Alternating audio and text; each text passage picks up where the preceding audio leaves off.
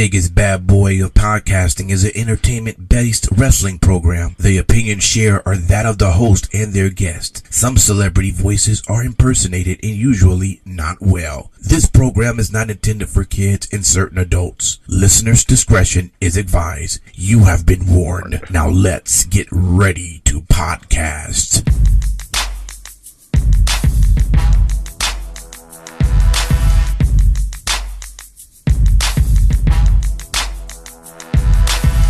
Hey. Welcome to another edition of Vegas BadBoyz of Podcasting. And we have the BadBoyz -1 + 1. Take away 2 times 3. Divided by 6. Divided by 6. Because you get 33 and a third. Sin City Steve, what's up? Beat me if you can. Survive if I let you. King Lucky. What does everybody want? Okay. Matt Michaels. Apparently to give head to get third row seats at AEW. You son of a bitch. And no Simon Street tonight. I hear he is under the weather, but we do have Mr. Raven out from Los Angeles with us. How are you, man? I'm doing amazing. First of all, I believe Simon Street's underneath this table sucking some of you guys off right now.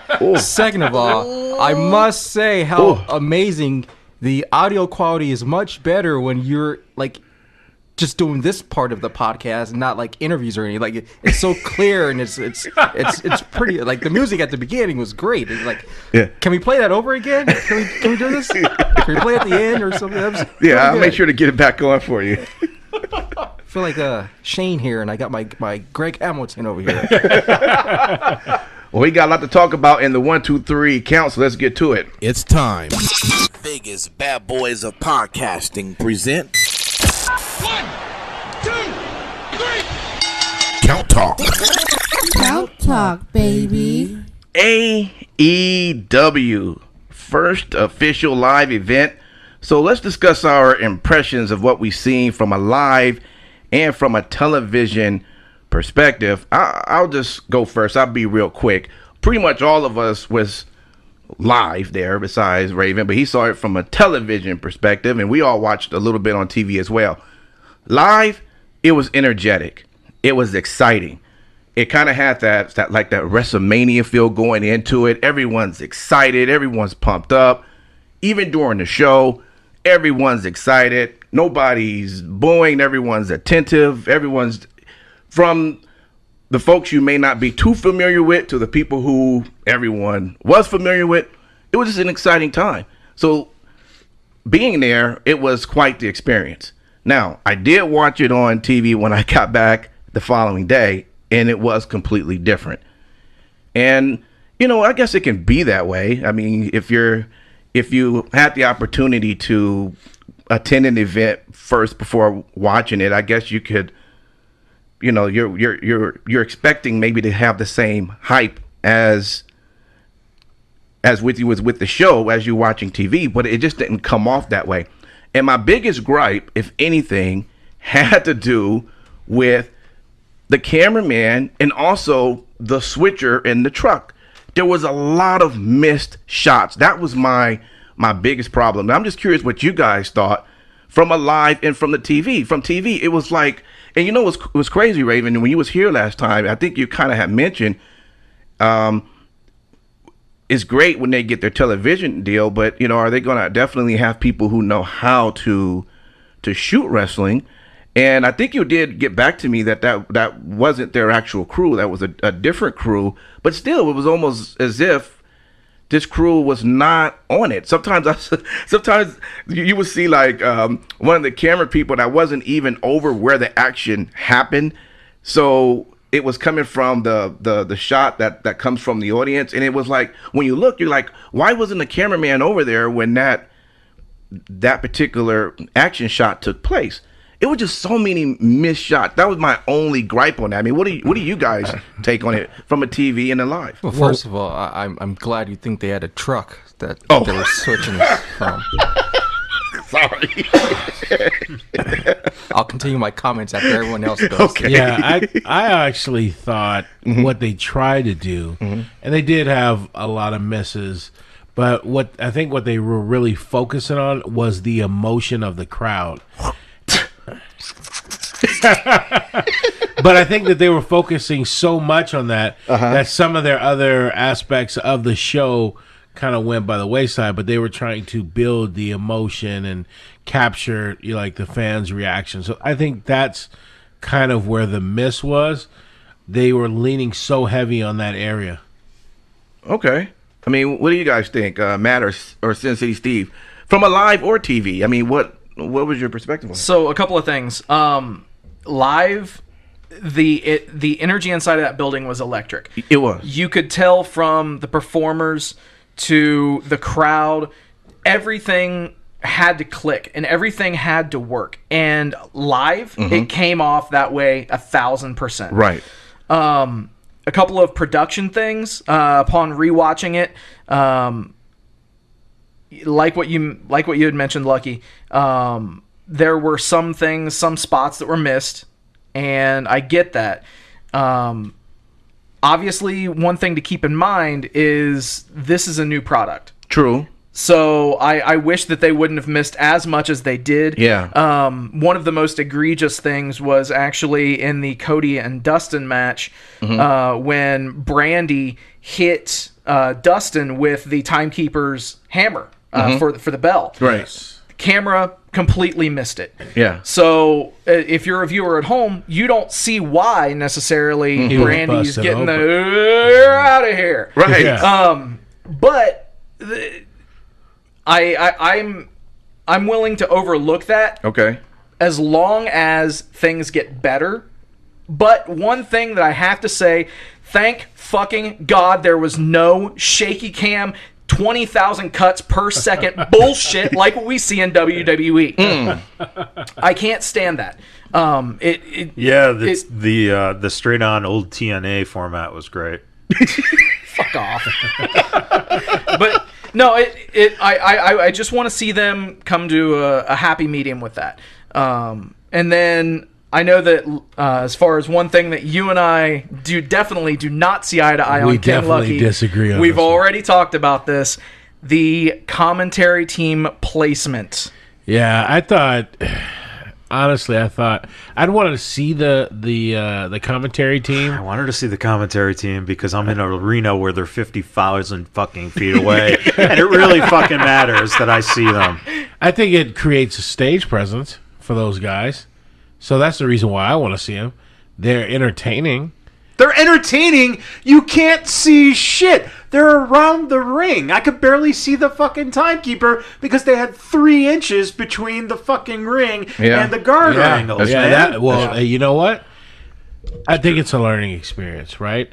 From All In to now, they've improved on some things. For instance, obviously the entrance looked very good. Without a doubt. Those were good. With the 2 tunnels, right? Yeah. Back to All In, they just had a walkway with some stairs and you came down. So I definitely think that they are going to continue to evolve. But yes, I would like to see commentators at ringside, and I want to see somebody get put through a table there. Let me ask you this. That was exciting for me. I mean, Jesus. Speaking of commentary, what did you think of it? I mean, because I during all the way up to Cody's match, a lot of times it sounds like they were kind of lost. I mean, I think it was just By God, King, by God, King. they're rough around the edges because part of it is JR getting familiar with the talent. There's no excuse. Oh, There's no excuse. take it at from all. there. They fucking rehearsed, Lucky. yeah. Forget about rehearsing. Here's the deal. Okay, so yeah, from All In to Double or Nothing. Oh, we got 2 tunnels. Oh wow. Well, after signing all these contracts, I hope you have 2 tunnels. You better have fucking 3 or 4 tunnels. Well, it was the early 2000s TNA set sale that they got them at a discount price. I personally thought Don West sold him that shit. I thought it was Carrot Top's prop store over here. That's where Cody got the hammer and the chair. The chair, yeah. But I mean, come on now, like they should have been prepared. Yeah. I mean, this show wasn't announced a month ago. Right. Yeah. I think everyone knew as of last October, November, this show was happening. Yeah. It was announced in January. Everyone kind of knew who your commentators are going. Here's my issue. If I have Marv Albert talking about my product on the NBA games, I for damn sure am not going to have a commentator with a fucking mask on. I can tell you that much. Yes. Because how is that? agree. How is that going? I agree. How is that going to make your product look serious? Well, So because if Lucky could see him from his seats inside the arena, he'd know that's him because he has a mask on. right. But to your audience, I mean, look Yeah. what WWE does. And yes, I'm going to start comparing right now because we can take John Cena and Roman Reigns and put them on Good Day America, Good Morning America, or the Today Show, and you're like, oh, those are WWE wrestlers. You can put these guys on a Turner CNN Sports or something and have him in a mask. Like, who flipping the channel is going to be like, oh, this is a serious promotion? No, it's I'm serious. Like, No, it's true. It's like everyone's like, oh, Now, they now took- you're going to tell me they're going to put the masked man next to a cowboy hat guy. I'm almost there. No, I'm almost at that. But no, it's like, everyone bitches about Vince taking the mask off of certain people. This is one time where someone should have taken the mask off of a certain person, because no one, except if you're in that bubble, that bubble of Reseda, California, that bubble of High Spots, no one knows who the fuck Excalibur is. Right. So if you took his mask off, you would never know. And, I've seen him You without... just said it, though. If you take Excalibur's mask off, we won't know who he is. But, I mean... Well, let me ask But you I've this. seen him without his mask. He has a face for television. So why not take the mask off? Are you really okay? I get it. You want to get all your friends in, and I'm trying as nice to be nice to these guys. But it looks so indie. It looks so indie. Like no other promotion has a commentator with a mask. And I know it's different, but how different are you really when you want to take a sledgehammer and destroy a throne?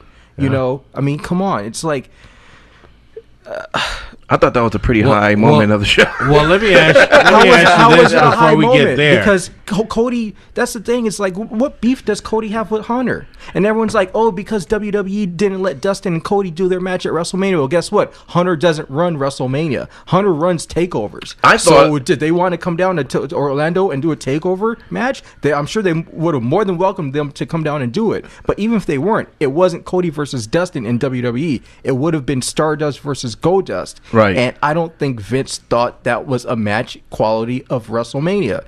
Because Okay? those guys don't have to have... If they didn't have the paint on their faces, everyone would know who they are. Exactly. So, Well, let me ask you, going back to the commentary team, are you sold that they're going to stay with this commentary team? yes, No. because that's who they contracted. Who else are they going to pick? That's who they contracted. And it's not like it's just a contract that it's signed and no one knows about it. They publicly announced their contracts. Yeah. So that's who they contract. Yes, that is their contract team. And for all these bubble fans who are drinking this Kool-Aid, who want to bitch on WWE because they have 3 people in their commentary team, and on some pay-per-views they have 4 people on their commentary team. Guess what your favorite promotion just did last fucking Saturday? They put 3 people on the commentary team, and when the women's match came out, they put 4 people on the commentary team. So they did exactly what their audience always bitches about every single week. Now, is it okay because it's Jim Ross now and some mask guy? I'm sure everyone's going to be like, yes, it is, because it's not Corey Graves going off on Brian Saxton, or they're sick of hearing Michael. But it's like, so is it the 3 people in the booth, or is it just 3 people in general? Make up your mind what you guys are going to bitch about every night, every Tuesday and Wednesday on Twitter. Yeah. Right. Yeah. Honestly, the gripe that I have with the commentary team is not the fact that Excalibur was wearing a mask. I'm just going to put that right out there. Okay. I get that. Okay. I understand your point. I understand that's his gimmick, but like I said, right. If I'm a casual fan who happens to tune into, who loves the NBA, and I hear about this promotion being promoted, and then I tune in, I'm like, really? This commentator has a mask? Right. Like, so my next mindset is, do I want to keep watching? Because I feel like if he has a mask, he's going to be part of the storylines. And that's why I've turned off from WWE, because I'm sick of seeing the owners in storylines. Right. Which is also a funny thing, because the executives at AEW are in storylines, just like the executives at WWE. Yeah. Right. I mean, come on now. So, like, what are we mad at? So the gripe that I have with the commentary team, just to circle back to that, is not the fact that one of them is wearing a mask. Okay, that can be worked out. It's just as simple as taking off the fucking mask. My problem was Alex Marvez is in over his head. Oh, yeah. And I'm just putting that out there as a blunt statement. He can get better, but he needs to get better. By God, but can you who's Alex Marquez? who is that man? Jesus. Right. No, but I would even be okay with the roles flipping and Excalibur calling play-by-play. And then you have Alex Marvez be almost like a Mike Tenay kind of a figure, which plays to his strengths because of his previous background running a quote-unquote real sports podcast or radio show. So he can chime in and he can be the educated person with the stats and the figures and stuff like that. And then if you're going to have the three-man booth, which, whatever, then, you can utilize JR for the more emotional moments, kind of like what they did with the main events. And if you'll notice, JR seemingly took the lead as the night went on. Yes, he did. That was something that I noticed. I don't know if I attribute that to, production telling him to do that necessarily, or JR just realizing where they are with Marvez. But the first half of the show, I had to eat my barbecue, son. But no, I mean, JR told the story of Cody and Dustin. Yes. Right. And obviously that was great, and I don't think there's anyone else who could tell a story like that. Very true. No one in WWE, no one anywhere. So JR was the right person for that match. But it's actually my thoughts are never a knock at AEW. It's a knock at their fans who think AEW is going to take over the world. It's like, stop telling me you hate three-man teams, but then your company gave you a three-man team and you didn't say one fucking word about it. It's like, pick your battles. Be honest about stuff. It's like, and like I said, it's funny that Cody did the sledgehammer gimmick. It's like, okay, so who you really want to beef with? Because it's like, are you really want to go against WWE? Because you're going to lose that battle. They'll put you out of business. You're going to lose that battle. Your best bet is to, I guess, go after Hunter and Hunter's kids, known as NXT. And that's why I'm happy that NXT is happening a week after All In or Double or Nothing, because then it's like you have Double or Nothing and their show, and I can guarantee you the NXT audience or NXT talent has had 6 days to know what the fuck they're gonna do on their 25th show, whatever. I'm so lost by this 25th number. You're giving me show, because I'll bitch about it. You're gonna give me show number 25 in Bridgeport, Connecticut, right? Why all feels very rushed. Why aren't we in Full Sail? Exactly. If this is like number 25, give me Full Sail. As much as I don't like that audience in Full Sail, give me number 25 in Full Sail. That's Bridgeport, Connecticut, kid. Yeah. It's in our backyard, pal. Yeah, put a truck up. But I mean, that's. But when you mentioned about the whole act of what Cody did, that actually was a reply shot back. The original came from Hunter during the Hall of Fame, during that whole issue, calling them all executives, just ripping up on Billy Gunn. You're shaking your head. Because you are the typical fan. You're the fan that AEW wants to think everything started at the Hall of Fame. Good job, DJ. But let's go back to weeks and months prior, where on Being the Elite they had a character dressed in a leather jacket with a shovel, saying that he's going to bury certain people, or one day he would show up spitting water, or one day he would show up carrying a sledgehammer. Okay, I didn't see that. And his character was always shot from behind, so you never saw his face. Right. But they kept referencing to him as H. Oh. And H sent a contract to Hangman Page that Hangman decided not to sign. Yeah. Because of real life situations. Yeah. Where WWE made an offer to Page and Page declined it. So it didn't start at Hall of Fame. WWE retaliated at Hall of Fame because they knew that was the AEW audience in that building that night. Okay. So Hunter and them went and did, their little situation, and then, So overall, I'll start off with you. Being that you didn't attend, but you watched it.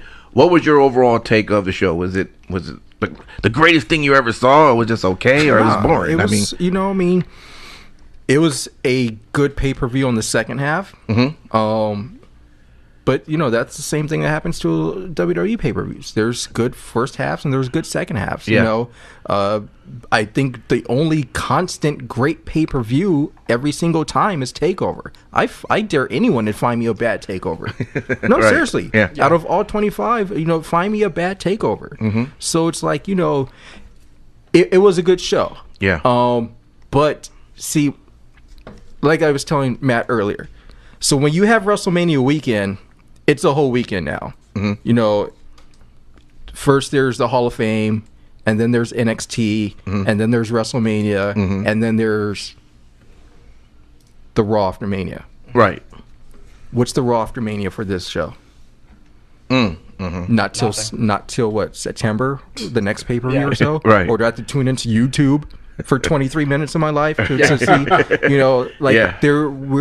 you gave what all the fans want to believe is this WrestleMania day. Yeah.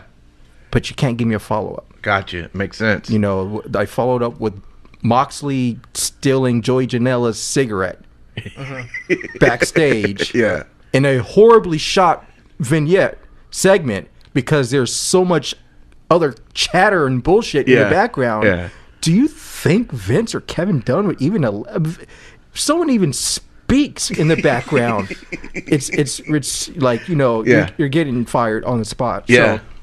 So, and it's small stuff like that as a production person, because AEW needs to worry about their production. Don't worry about WWE. Absolutely. Worry about your production. Yeah. Once you can start getting your production down tight, then you can start taking shots at the big boys. This city. One thing, just a really quick on that. I did read somewhere that Cody had mentioned that they will not be taking any more shots. At least they don't plan to take any more shots at WWE. What I really truly see that the throne stunt as was something to where they could get the disillusioned fan, and where they could get the disillusioned fan to say, "Ha, these fuckers, they're doing exactly what I want."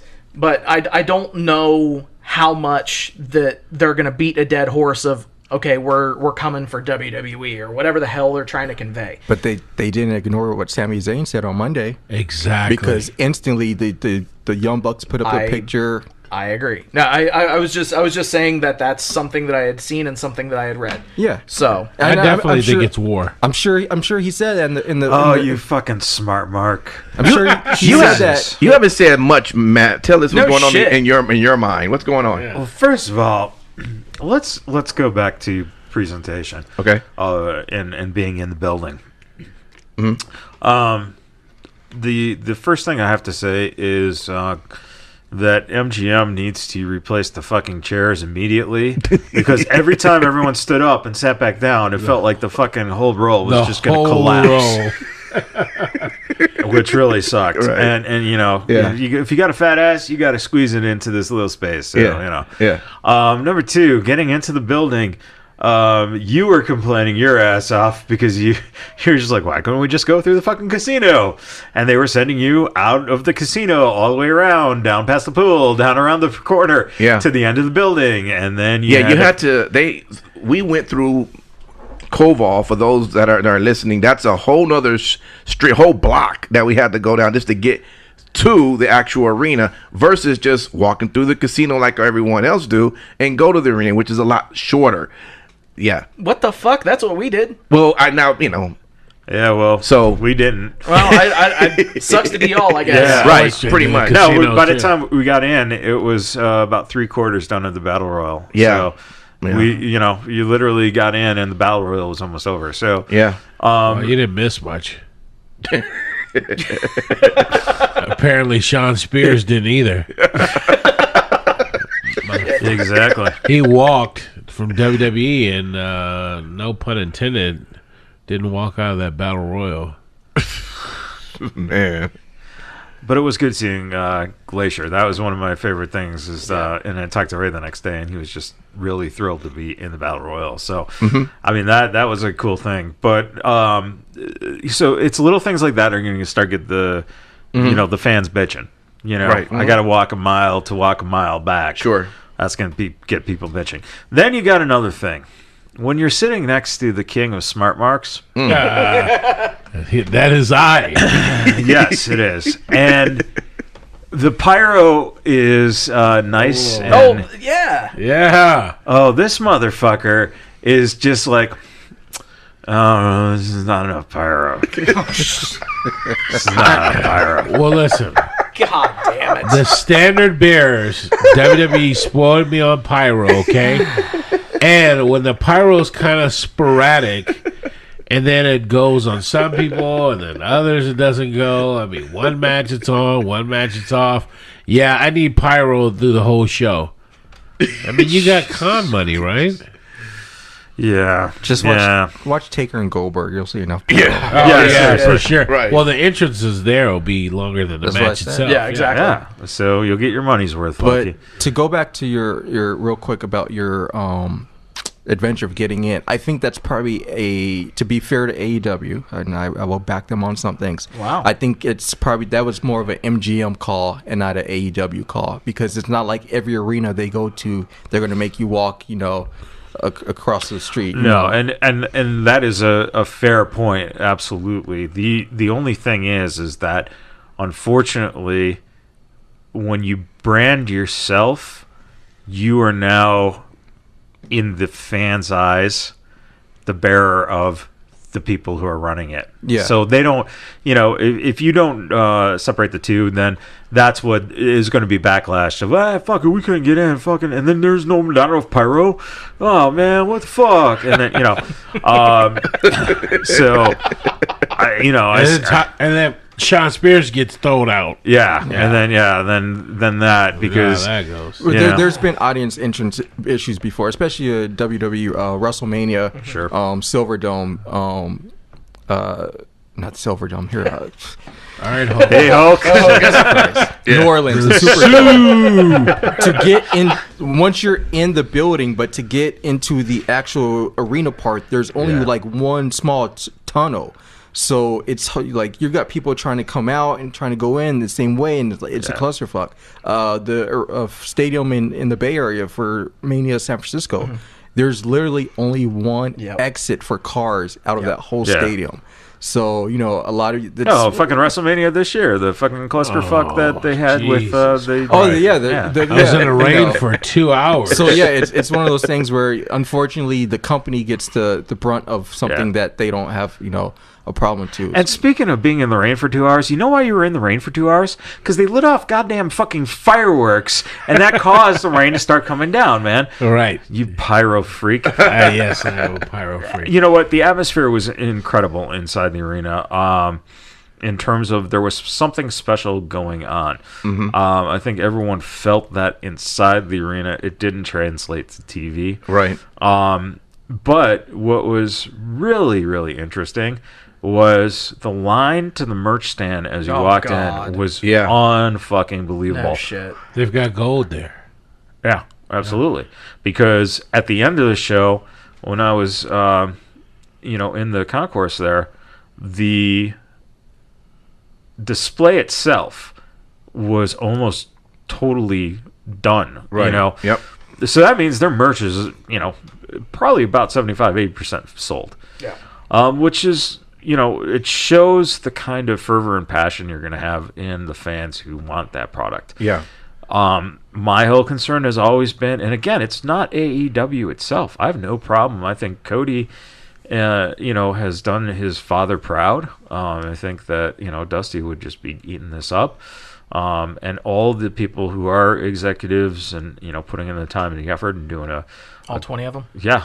Exactly. Everybody's who are all on camera, but they are, doing one hell of a job in creating something out of nothing. Definitely. But at the flip side, at what point does it become an XFL situation where the immediate numbers are there and then the fans just turn on it and just go away. And then Turner has to step in because the numbers are dwindling, and now we know what's best for the product. And then, you know, that could happen. I don't think fans are going to turn on it. I think it's just they have to keep the fans' interest. I think more fans will leave it before turning on it. Yep. Right. But the real question is, just because you have 600,000 followers on YouTube, that doesn't translate to TV ratings at all. Right, yeah. You know, so and that's the true test. You know, I will give them their next show in September. It's like, okay, cool. You're going to do a pay-per-view. Yes, you're going to sell out. And yes, it's going to be the Google trend of the night and all that. But come October, once you're in week 3, 4, 5, you know, that's when it matters. These pay-per-views 5 months in between don't mean shit. Because if WWE only ran 3 pay-per-views a year, they'd be I mean, they could run stadiums for those 3 pay-per-views and sell it all the time. But, you know, once you're running TV, and I guess the rumor is that they still are doing 2 hours each week. Yes. So once you're doing live 2 hours every single week, you know, do you have a product that's going to keep people intrigued? Because I think a lot of WWE fans may look at a Joey Janela and be like, you're nothing more than their Primo Cologne, or you know, their you know, Chad Gable, or I mean, not even Chad, but someone on that level. You know, I think the person out of the whole weekend, to me, the match of the weekend was Cody and Dustin. Definitely. To me, the person of the weekend was MJF. Yes. 100%. I've never seen him. That was my first time ever seeing him. I've always heard of the name and everything, but when he came out and he cut the promo, and I'm thinking, Jesus, this is the Miz and EC3 That's combined. What I say. Yeah. If the Miz and EC3 were this person, they would be the main eventers. Definitely. He is a main eventer. He is a guy that when his contract is up, he's going to have to figure out what the fuck is he going to do. You know, and on that point for MJF, I think he's onto something hot. I would like to see him paired up with Chris Jericho. Oh, Jesus. I think that. Well, I think it's a great learning tree. You know, I think paired up. When you say paired up, do you mean as a team or as a team or against them? No. Just not paired up in terms of a feud, but paired up to where it's a learning tree. You know, kind of like almost that camaraderie with him and Kevin Owens, where you could really build something there. That's what I mean. And you say this because they both wear scarves, or is this like No, I think because Jericho is so good of a heel that he could really learn and learn from MJF. No, MFJ, JF. MJF would benefit from Y2J being around Jericho. But you know who else? But I mean, to go back, I'm going to disagree because he has already established his stuff. Everyone knows how much of a hard ass I am. Yeah. And for me to tune around to that show and find someone that I liked, that says a lot. And for the fact also, on the day that we're recording this episode, SmackDown was on, and there was an MJF poster. Really? Yeah. In the second row. Yeah. Wow. So facing the hard cam. Yeah. And that was the only AEW poster that either made TV or was in that building. Yeah. And it was because of him. And that shows how much he touched everyone with his presence. He is so good right now. I mean, honestly, What you didn't realize it was actually him. It could have been him. It really could have been him. But he's so good that, you know, he easily could walk into NXT right now and be champion. Oh yeah. So if there's ever a secondary title or something, or even if they even consider doing a talk show skit, you know, a Kevin Owens show type or what Jericho show or whatever, he should be the one that gets it. Yeah, I agree. Well, let's good discussion. Let's get to our second count, which actually I'm gonna switch up. It's kind of a continuation with AEW. The Young Bucks claimed that New Japan and ROH could have prevented the start of AEW. So I'm asking, if it was about the money, why not just take a deal from WWE that was presented.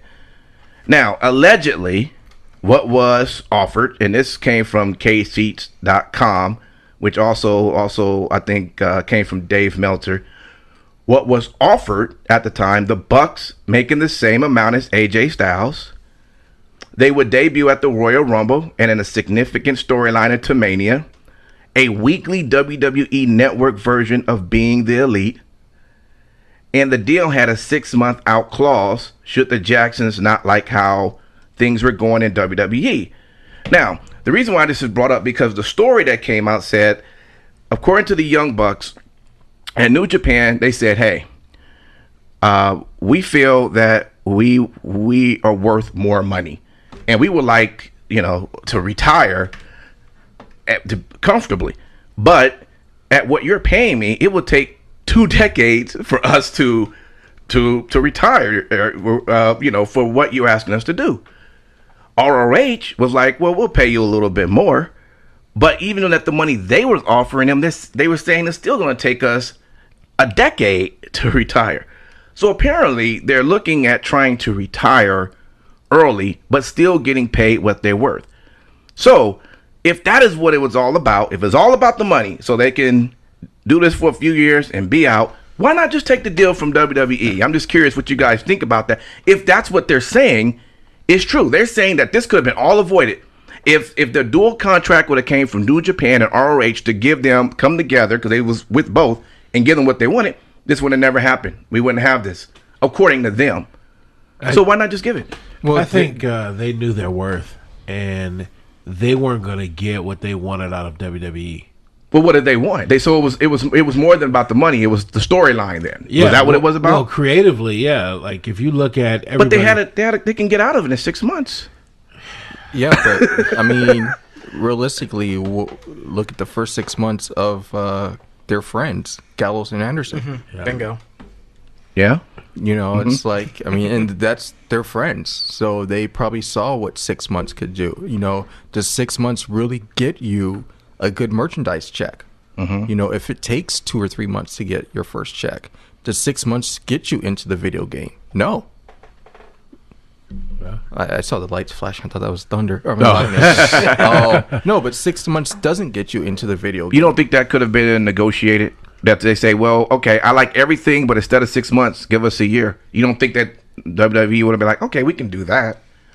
No, I think they were asking for the 6 months. Right. WWE would have done a year. You know, but because they're not going to.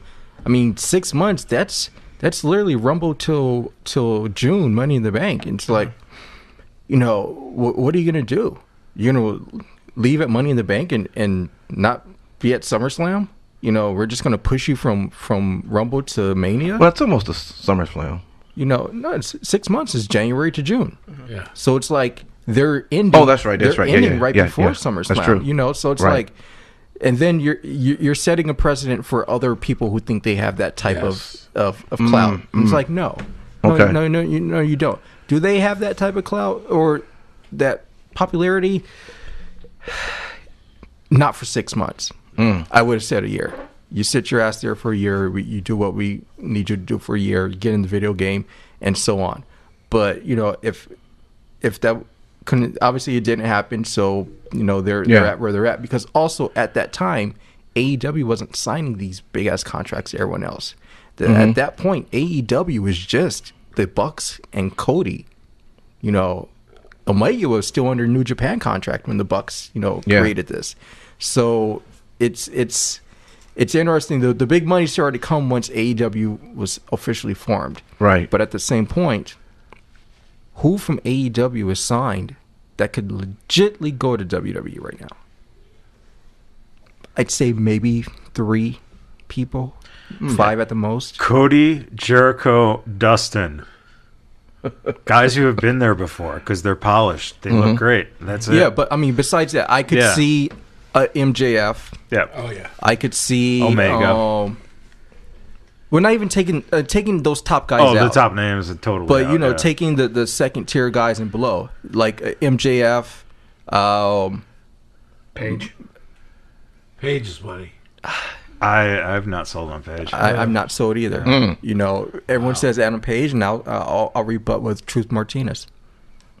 I mean, everyone was high on Truth. You know, Punishment Martinez. Punishment Martinez. Yeah. You know, like he's not even on TV yet. No. You know. Yeah. So, but yeah, it's like at the most it's MJF and maybe one of the girls. I think that Kylie Ray girl. You know. Bailey Yeah. 2.0. So yeah. But Hashtag better than Bailey. Yeah. But yeah, so it's one of those things where I think, you know, the company wasn't formed yet to say like. You also got to look at the facts, plain and simple. They were making money hand over fist with the Hot Topic deal. Why the fuck would you go and take Vince's deal when you're giving up merchandising? Yeah, because their Hot Topic deal was they got a large percentage of it. Yeah. So, and I think, you know, I'm not exact. Everyone's different on their WWE merch deals. Yeah. But they were going to get way less than what the Hot Topic deal was. So. Okay.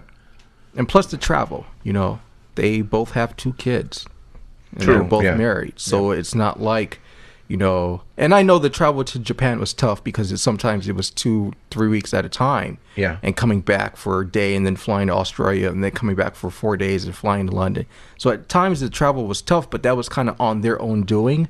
But WWE, it's like, you know, if you're wrestling on Mondays, then you're, you know, Saturday, Sunday, or Friday, Saturday, Sunday, Monday. You know, if you're wrestling on Tuesdays, then you're Saturday, Sunday, Monday, Tuesday. So let me ask you this. This is a quick question. Why would you not think that New Japan and ROH, why did they not just maybe try to come together and say, let's try to form this to keep them doing what they're doing? Because they do so much for us, again, from keeping them starting this whole new promotion. I don't think those companies thought that they could actually start something this strong because back then there was no talk. one had the backing money. That's the whole thing. Yeah. Khan's money is what is making any of this happen. There was no talk of TNT at that point, right? You know, so and honestly, New Japan and ROH aren't getting along right now, anyways. Yeah, I mean, right. Yeah, we talked about that last. There's rumor that one's mad at the other based off the Enzo and Cass situation. Yep. You know? Yeah. Fucking Enzo and Cass. Which, you know, to bring those up, I know someone on the show likes to read a certain website who said Enzo and Cass were under contract to ROH, but they are not under contract, nor have they ever been used since that night. He's also a mark for Enzo. Yeah, I'm sure it is. Yeah.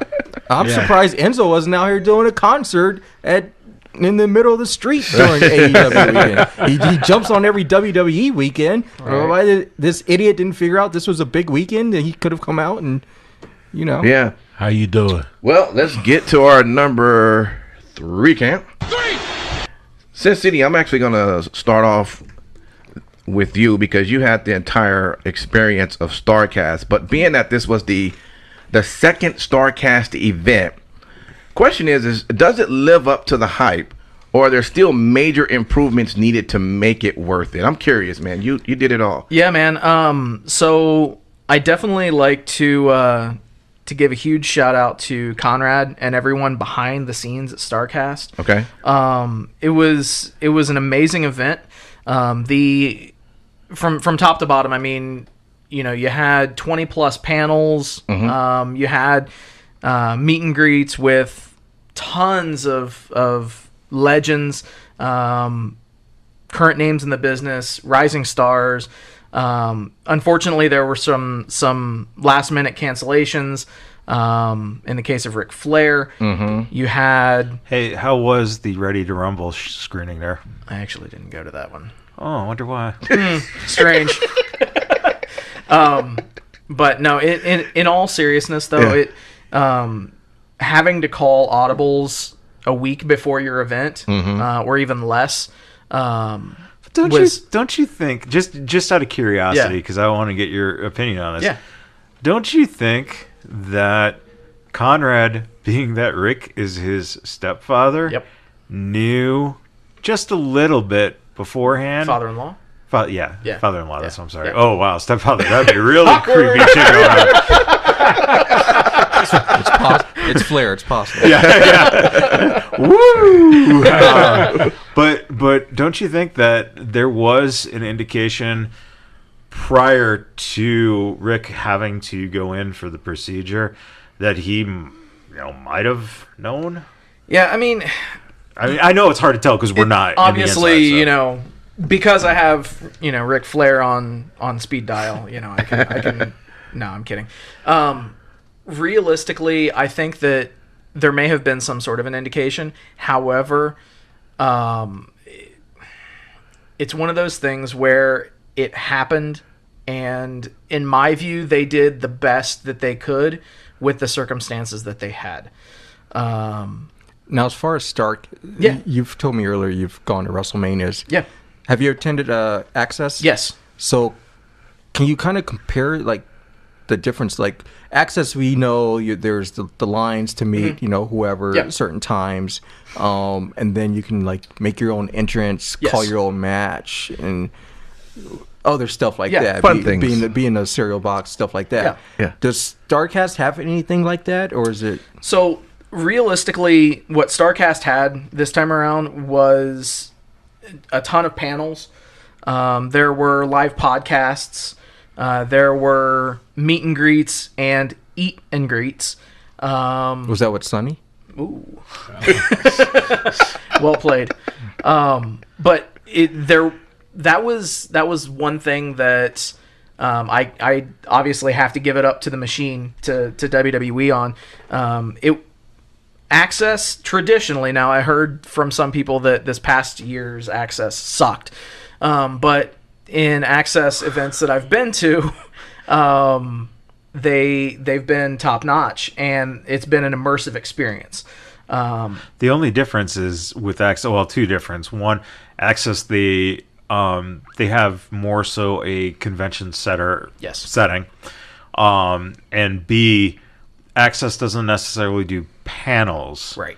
Whereas this is more like, I don't want to say WrestleCon in particular, but that's actually WrestleCon. That's actually a great comparison. The only difference between this and WrestleCon is the fact that there's more podcasting going on. Yes, because it was supposed to be more of a podcast heavy thing.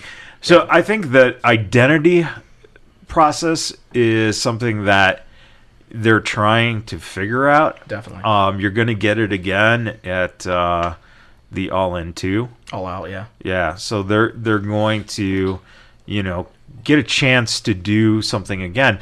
But the question becomes then, with, I guess, who can you keep getting to come to the event that will draw the fans there for those particular people, because you're gonna see, you always see a lot of the same. Right. Because how many times can you do it? Because you figure, okay, this calendar year is pretty much almost over based off their schedule.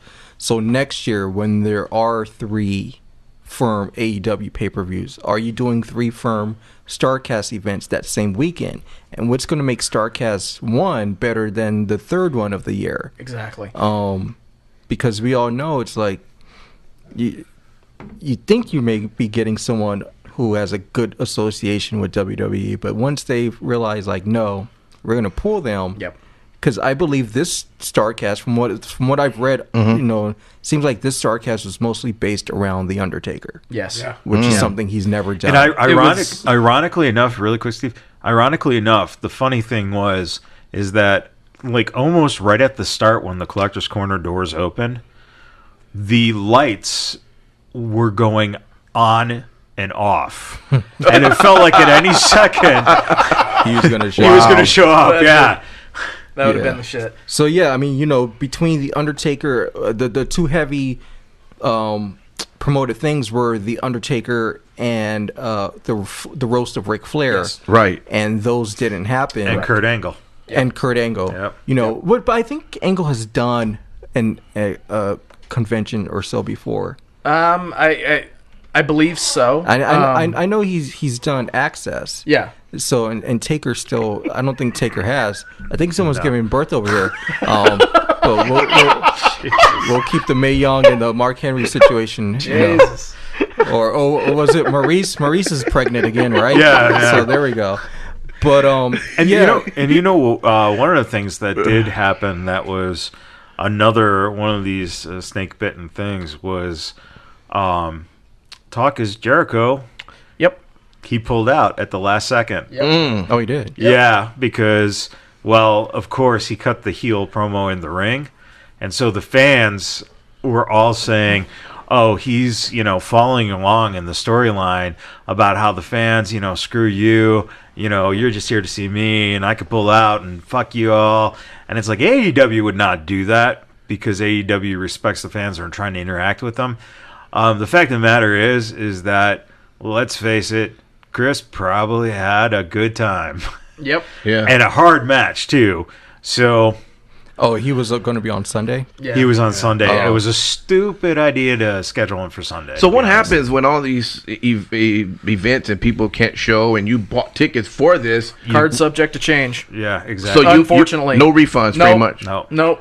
Wow. Hey, congratulations, you're fucked. But in the event of like the Flair stuff, where you're getting signings from Flair, they did refund people back. Okay. In the packages where like there was a package where you could have a meet and greet with Flair and Steamboat, which would have been awesome. Yeah. And then there was one where you could have the entire Four Horsemen, which was amazing. Yeah. But even in those instances, they issued refunds to everybody that purchased those. So again, that's one other reason why I said that they did extremely well with what they had available to them. The Undertaker package got refunded also. Yes, it did. All right, so Wow. Yeah, unfortunately. Yeah, it's resting in peace. Jesus. Now, I would be remiss if I did not say any kind of negative thing about StarCast. Okay. That's what I want to hear.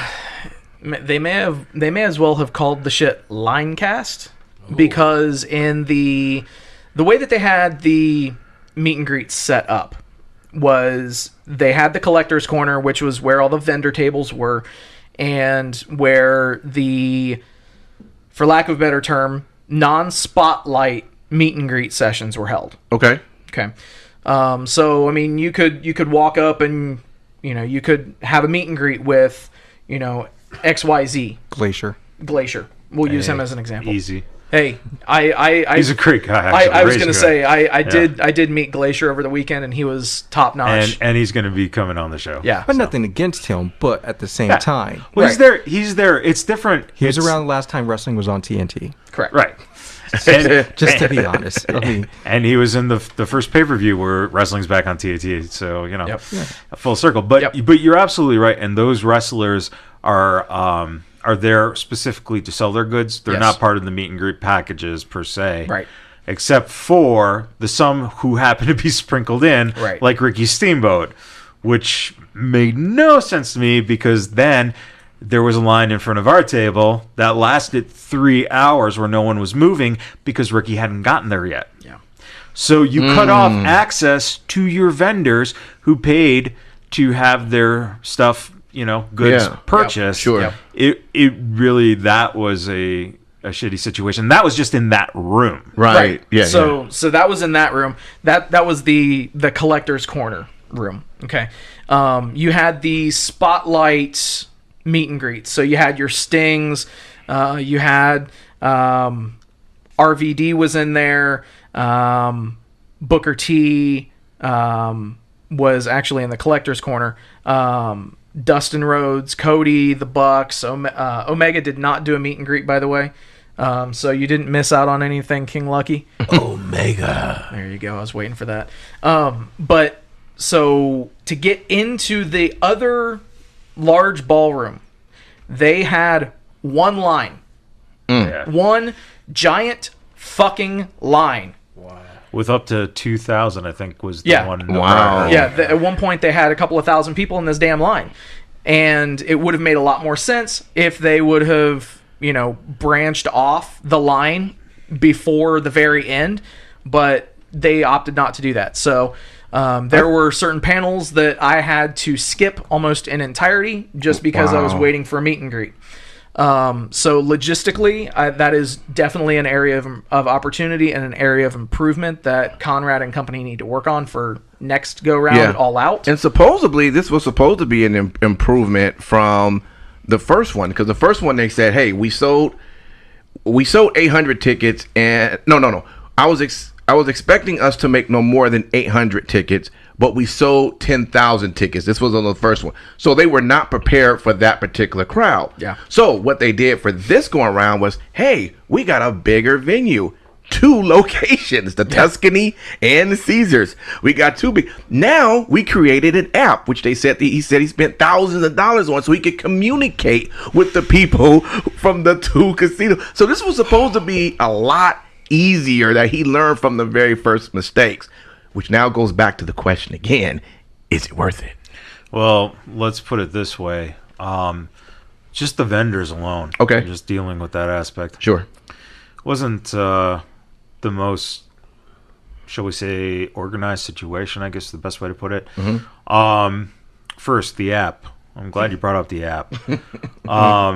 Whatever they invested in the app was probably whoever mugged them and took their money. You know what? The Snapchat filters were probably the only good thing about it. The best thing about it, yeah. Because really, the app didn't do anything. They kept information on their website and the app about, like, the Collector's Corner. They said it was at Tuscany. Well, they knew it was at the Milano Ballrooms. But they never changed it. The other thing, the vendors itself that were listed, they had 4 listed for like 3 fucking months, and then 2 days before the fucking show, they put in all the other vendors. Wow, which was ridiculous. Yeah. That's just your app. Go ahead. One other thing, for fuck's sake, even through the end of StarCast, they still had Ashley Massaro listed as a meet and greet. Oh, yeah. Yikes. Yeah. And there was nothing. There was no like, even if you don't take it down, there was nothing that they even like could have put something on the page of like, recognition of, R.I.P. Ashley Massaro. I think they did put something out on their Twitter, but I mean, realistically, between Twitter and the app, exactly. Take it off the fucking app. So yeah, there were problems just on those ends, and then talking to some of the vendors that I actually have relationships with prior to this. One of the things that miffed everyone was the fact that the vendors got their about 2 weeks ago got notices of the load-in process, which was supposed to take place on Thursday night from midnight to 6 a.m. Yeah. Okay. Then a week after that, so the week of about that Sunday before it starts. Yeah. There's another thing that we get, and now the time for load-in has been changed to 6 a.m. on Friday. Okay, that's fine. Except that there were a couple vendors who got there at 6 a.m. on Friday and didn't realize that it was now changed to 8 a.m. on Friday. The listing on the sheet, it lists that the doors to the public opened at 10 a.m. Right. Well, when I got there, I thought I was nice and late, except for the fact that the doors didn't open until noon. Wow. And they didn't tell us. So there were a lot of communication errors like that. I don't know for sure, but guys were complaining that they didn't get fed, and these are the wrestlers that you're paying your money to go see. These are the people that are making you the money, right? Like no green room or some sort of. And if there was a green room, it was over in the area where the guys like Sting and you know. So basically the boys it was just like being back in a regular locker room. Sure. Here's your executive privilege, and then here's the other boys, just fend for yourselves. Wow. Guys. So and then the biggest cluster of all was the fact that AEW, the pay-per-view was starting at 5. Right. Then they announced the TV deal, and that streaming would start at 4. Okay, well, the Collector's Corner was to stop at 4 o'clock. Well, when it was announced the doors open at 3 at the arena, nobody reached out to any of the vendors to say that.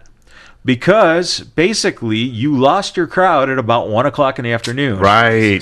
So essentially you had from noon to 5 on Friday, which actually turned out to be noon to 4 because people were not coming in. Yeah. Right. So you had 4 hours there. You had 9 a.m. to essentially 1 p.m. on Saturday. And then Sunday, you had almost everyone's left. The tables were bare. Yeah. So there's not going to be a lot of traffic in the room. And that, essentially gave you another maybe 4 hours. So those people, now, I can safely say we were the only vendor set up not selling anything. Yeah. So really our stake in it wasn't that high. Yeah. But the poor people who paid for shipping all this shit there. Right, yeah. And then they didn't have the fucking full time that they should have gotten to sell their goods. Wow. So they have, and then, the 2 fucking locations, people were pissed as hell that they bought the packages at Tuscany, and then everything was going on at Caesars. Oh, wow. So they got to fix that. I mean, just listening to this clusterfuck, I mean, WWE stock would have dropped to negative numbers if this was WWE, but... Yeah. Lucky still thinks it was WWE's fault that all that happened. Oh, I'm sure it was. It's probably WWE's fault that they didn't have enough pyro, Right. Well, yeah. Vince probably booked every pyro agency in the whole Western Hemisphere, and thus they had to use 4th of July fireworks from last year for Jericho, and I still have more, like... Raven, hold that thought right quick. Hold that thought. Okay, so that was the 3 count. Good discussion, guys. Really enjoying it. Let's do this. We have Salina de la Renta on the phone from MLW, and we're just gonna see what's going on in her world. When we come out of that, let's hit up Marty, because Marty's got that big Bumps and Bruises show coming up in Los Angeles. So let's take a call from him quickly, and then we'll conclude our final thoughts of AEW or whatever else is on our mind. All right, so let's do that. Stay tuned, you guys, for Salina de la Renta next on Vegas Bad Boys, the podcast. What's up, everybody? It's your boy Simon Street with the Vegas Bad Boys, the podcast. Want to let everybody know that on Saturday, June 1st, 7 p.m., Future Stars of Wrestling present to you High Octane, Calm Before the Storm. Ticket prices include first row, $27, general admission, $17. All taxes and fees are included.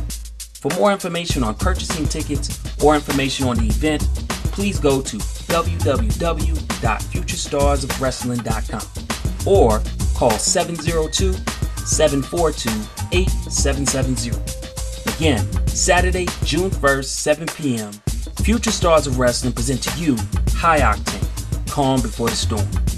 Why hear about the future when you can witness it yourself? Hope to see you there. Meltzer is a journalist. Well, we're just the entertainment. You're listening to Vegas Bad Boys of Podcasting. You know nothing, Jon Snow. Have a special guest on the line tonight. First off, she is the on-air talent for MLW. She also works behind the scenes as its Latin American liaison. She's also the first female analyst in Spanish for MLW weekly television series MLW Fusion, which airs on BN Sports in Espanol. She's also the first Latina to executive produce a pro wrestling show. Vegas Bad Boys, welcome Salina de la Renta. Thank you. Thank you for having me. No doubt. Awesome. So Salina, right off the bat, since it's something that just basically happened, what was that experience like? Finally getting a chance to have your hands-on vision of producing the product. Well, the opportunity came out of nowhere. I wasn't really. I didn't think that I was going to get such an opportunity. I expected to one day have the honor of producing a movie, but I had never even thought of producing a professional wrestling show.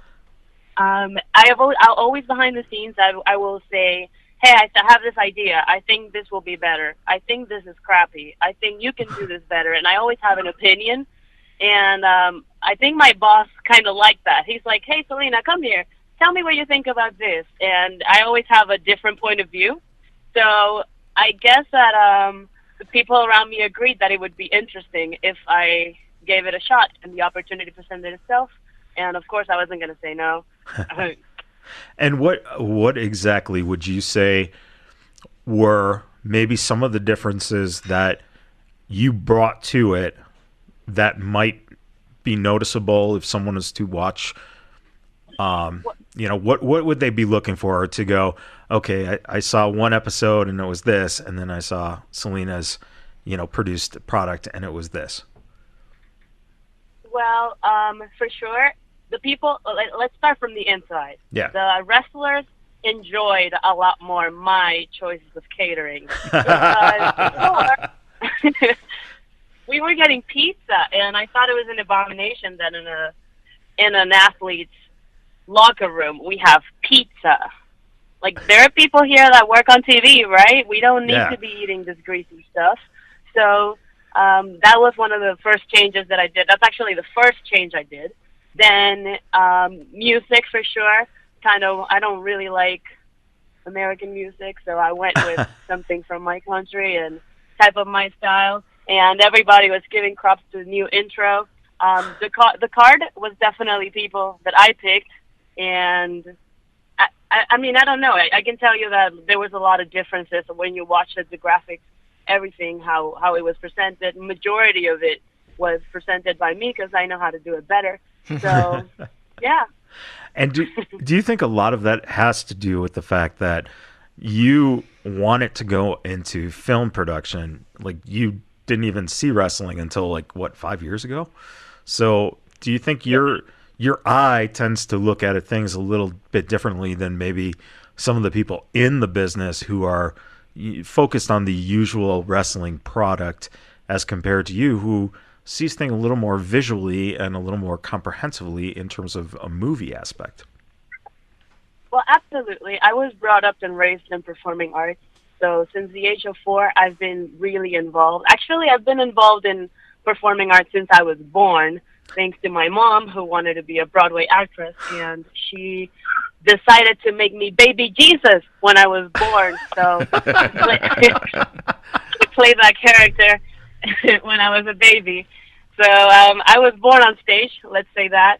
And I would always help behind the scenes doing I don't know if I can pronounce the word right, but I think it's scenography or scenography. I'm not sure. Scenography, yeah. I know how to write it. Yeah. Okay, so then that word, I would always help with that, but I was always very curious about the director's job. I was like, hey, what if I write my own script? And people were like, well, you're 4. No. How about we don't take your idea? Okay, well, then maybe I tried again when I was 6. Then I tried again when I was 10. And I always kept trying to write different scripts and always try to make my idea.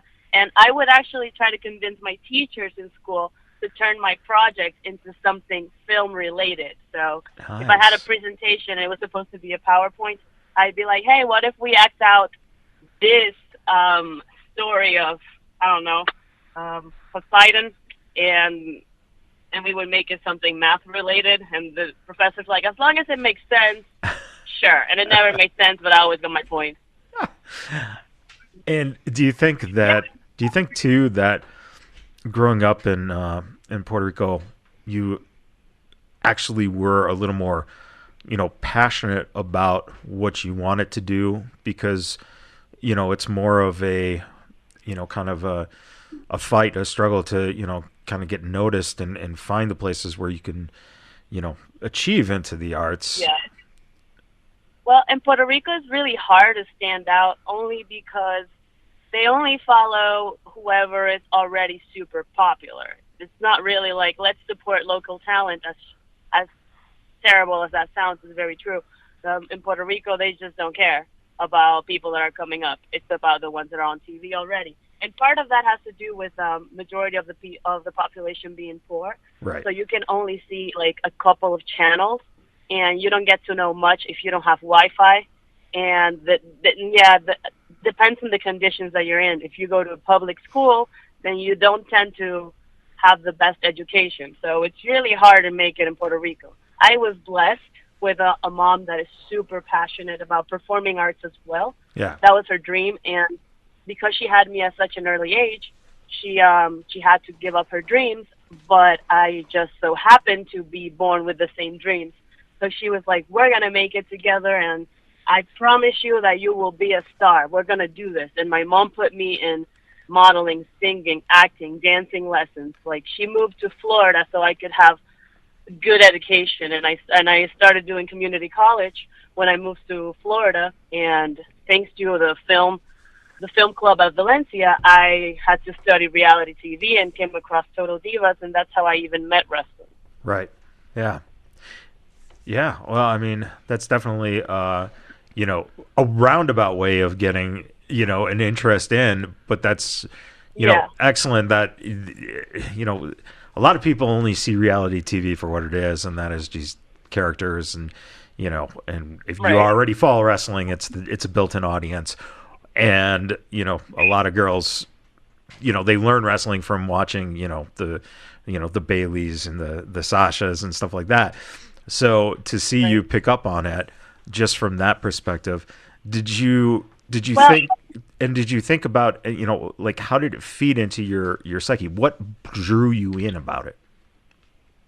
So I was really just studying the show so I could know like how to write a plot for a reality show.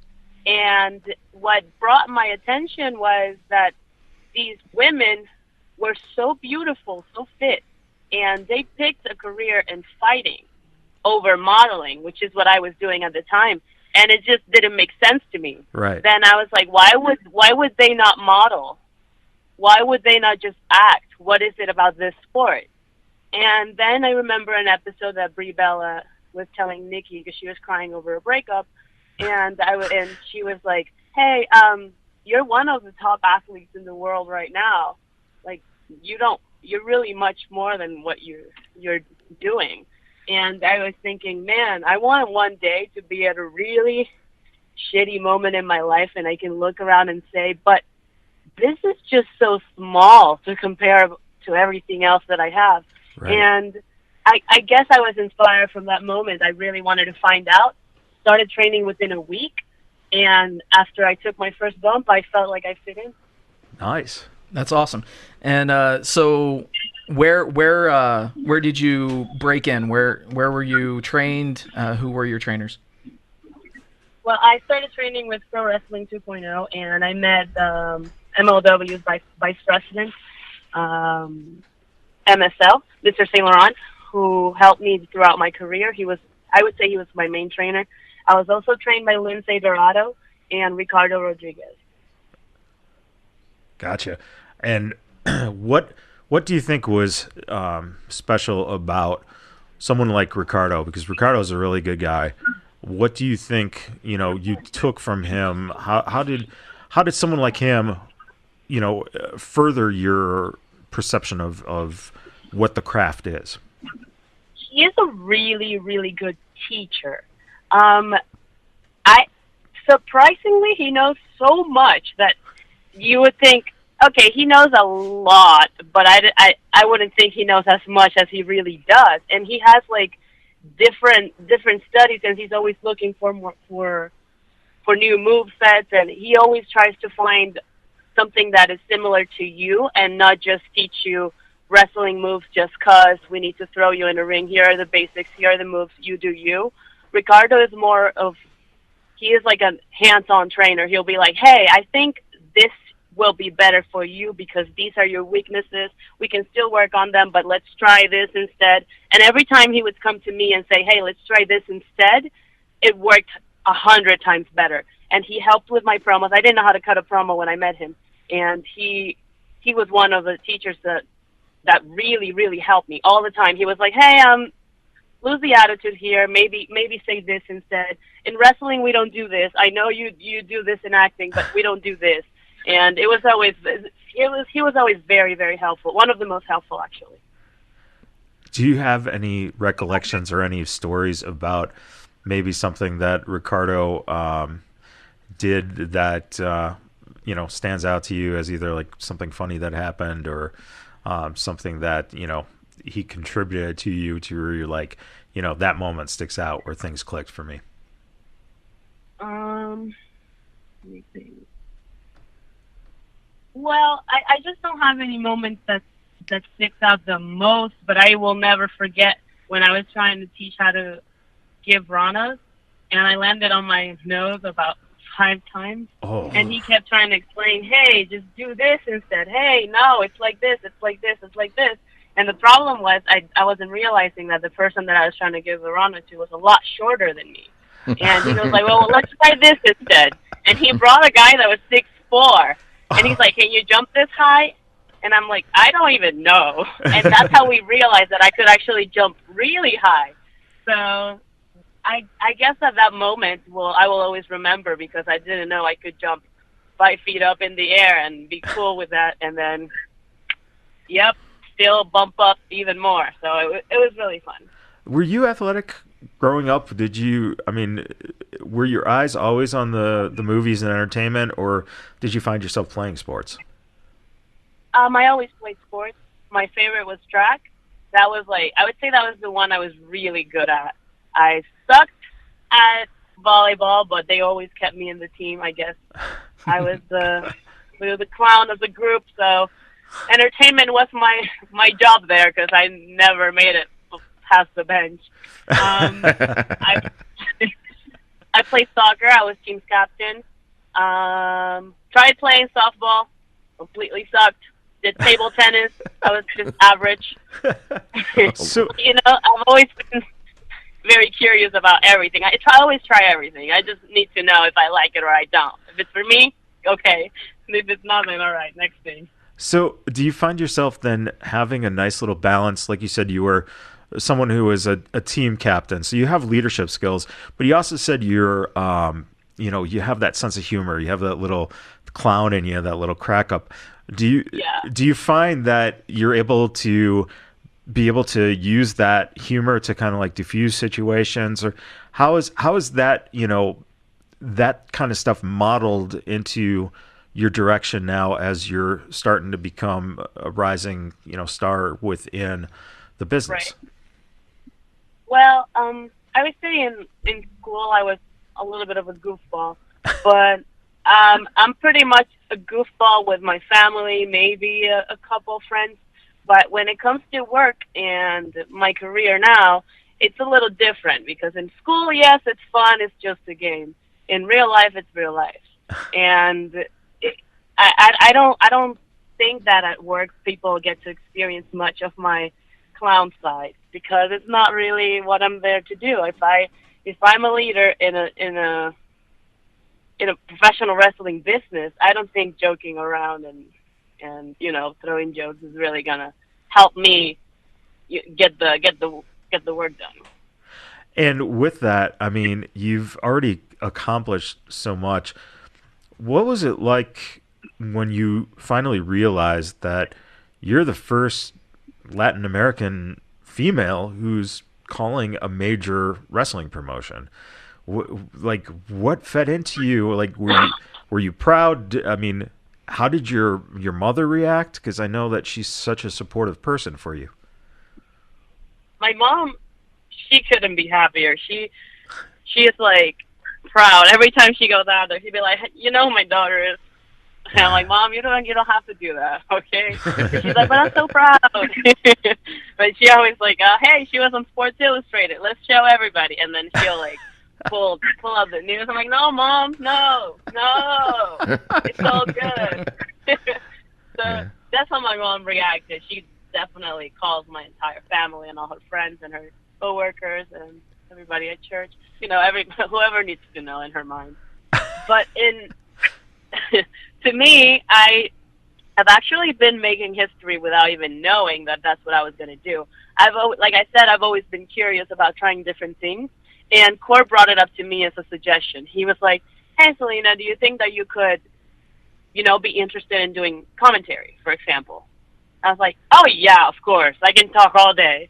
and can I say whatever? And he's like, yeah, of course. And I'm like, well, that's a deal. And I just sit there and for an hour and talk and say, and I literally get to say whatever I want. So it's the best job ever.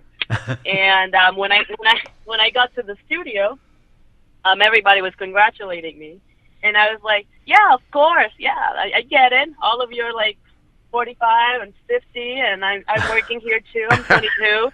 That's why, hell yeah. And then everybody's like, no, like you're the first ever Spanish female commentator in the history of wrestling, and I was like, whoa. Okay, so clap now.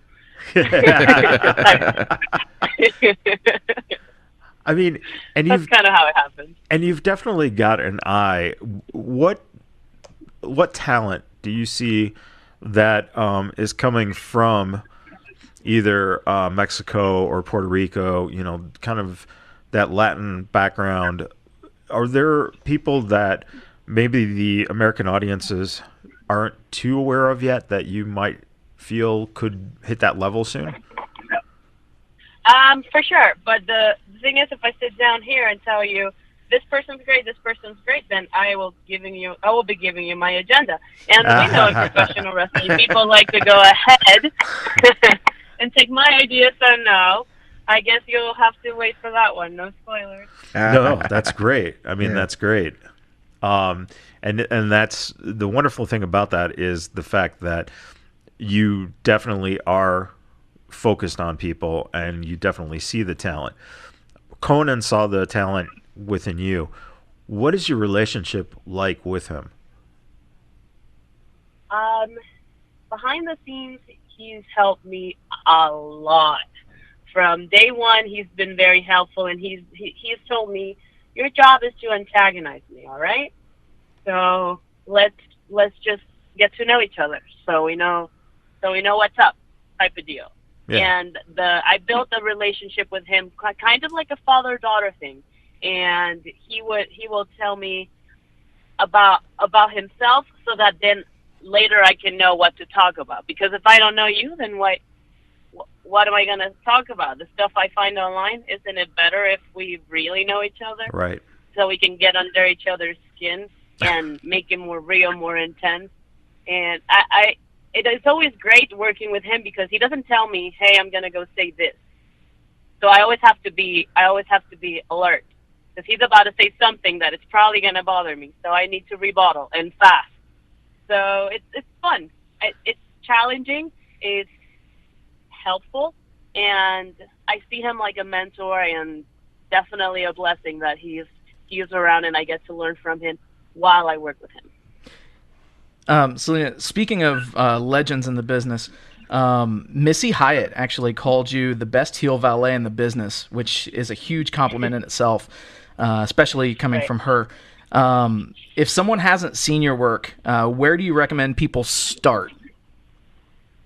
Well, I always recommend watching the MLW show from the beginning. Thanks to YouTube, we have all the episode replays, and I think that if you really, really want to get to know what I've done and how I am and how I think and how I function, if you watch from the beginning how I've done everything and how everything's played out, then you'll get to know me better.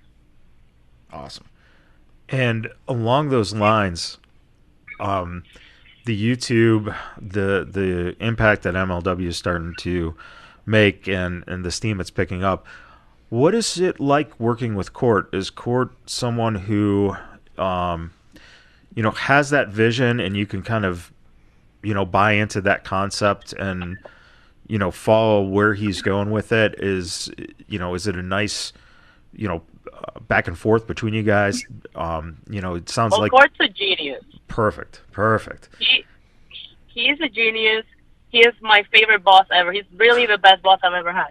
He is a genius, but he won't tell you, I'm always right. He'll tell you, this is my idea, what can you make of it?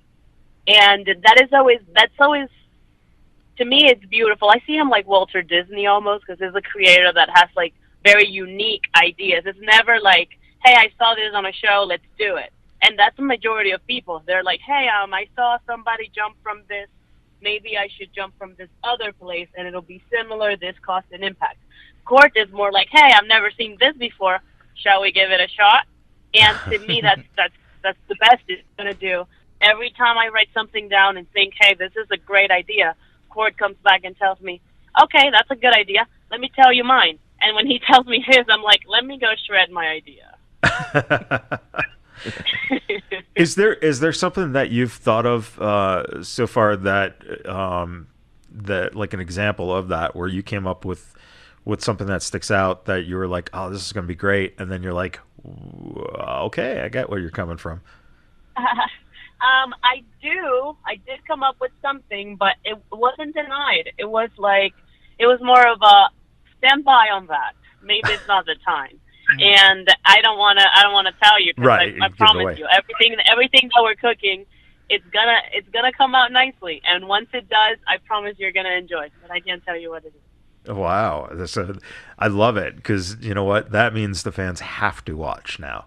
We got to get them watching. For sure. Absolutely. Is there anything that you like to do when you got that little time off, you need to take a breath? What gets you into the wind down zone? So you will probably not believe it, but I really don't have free time. I don't have time to just chill because I'm a full-time student. I still go to college. Yeah, I hear you're getting a PhD. Is that correct? That's correct. But I'm still working on my bachelor's, so I can't work on a PhD without having my master's first. But that's where I'm headed.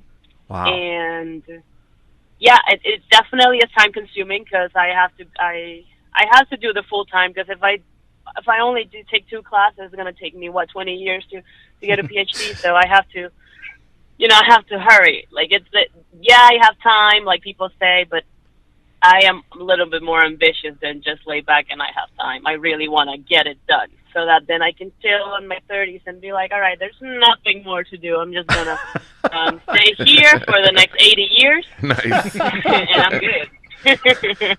So you've got 8 years till retirement. That's right. Pretty awesome. Yep. That's what I want. What is your eventual goal with your schooling? What are you focusing on getting your eventual master's in? Well, currently I'm doing a bachelor's in dramatic arts because I believe that that's going to help the most with my current career. But I'm also doing a minor in psychology so that then later I can do a PhD in sexology to become a sex therapist, which has nothing to do with professional wrestling. This is just my, let's call it my backup plan, but it's not really a backup. It's not really a backup. It's going to happen. Yeah. I would assume that would make you the first sexologist in the family, but did anyone in your family attend college? Would you be the first undergraduate? If I graduate before my mom, yes. But my mom is going to college as well. So we might finish around the same time. Please say you guys are going to the same school. No. Oh, man. She goes to a school that helps people with English as a second language. My mom doesn't know as much English as me.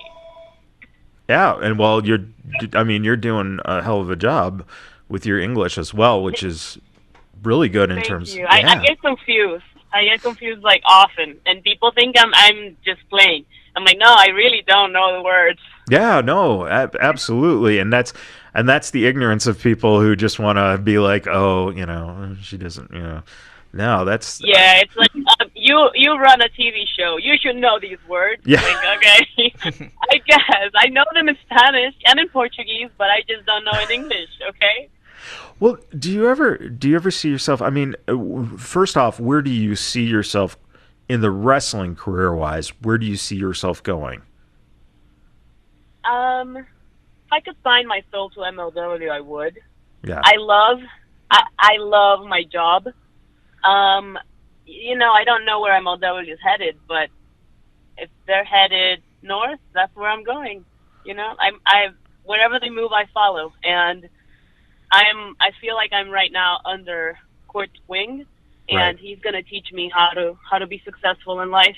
Not that I don't already have that, but I feel that he is way ahead of me, and I look up to him, and I want to be like that one day.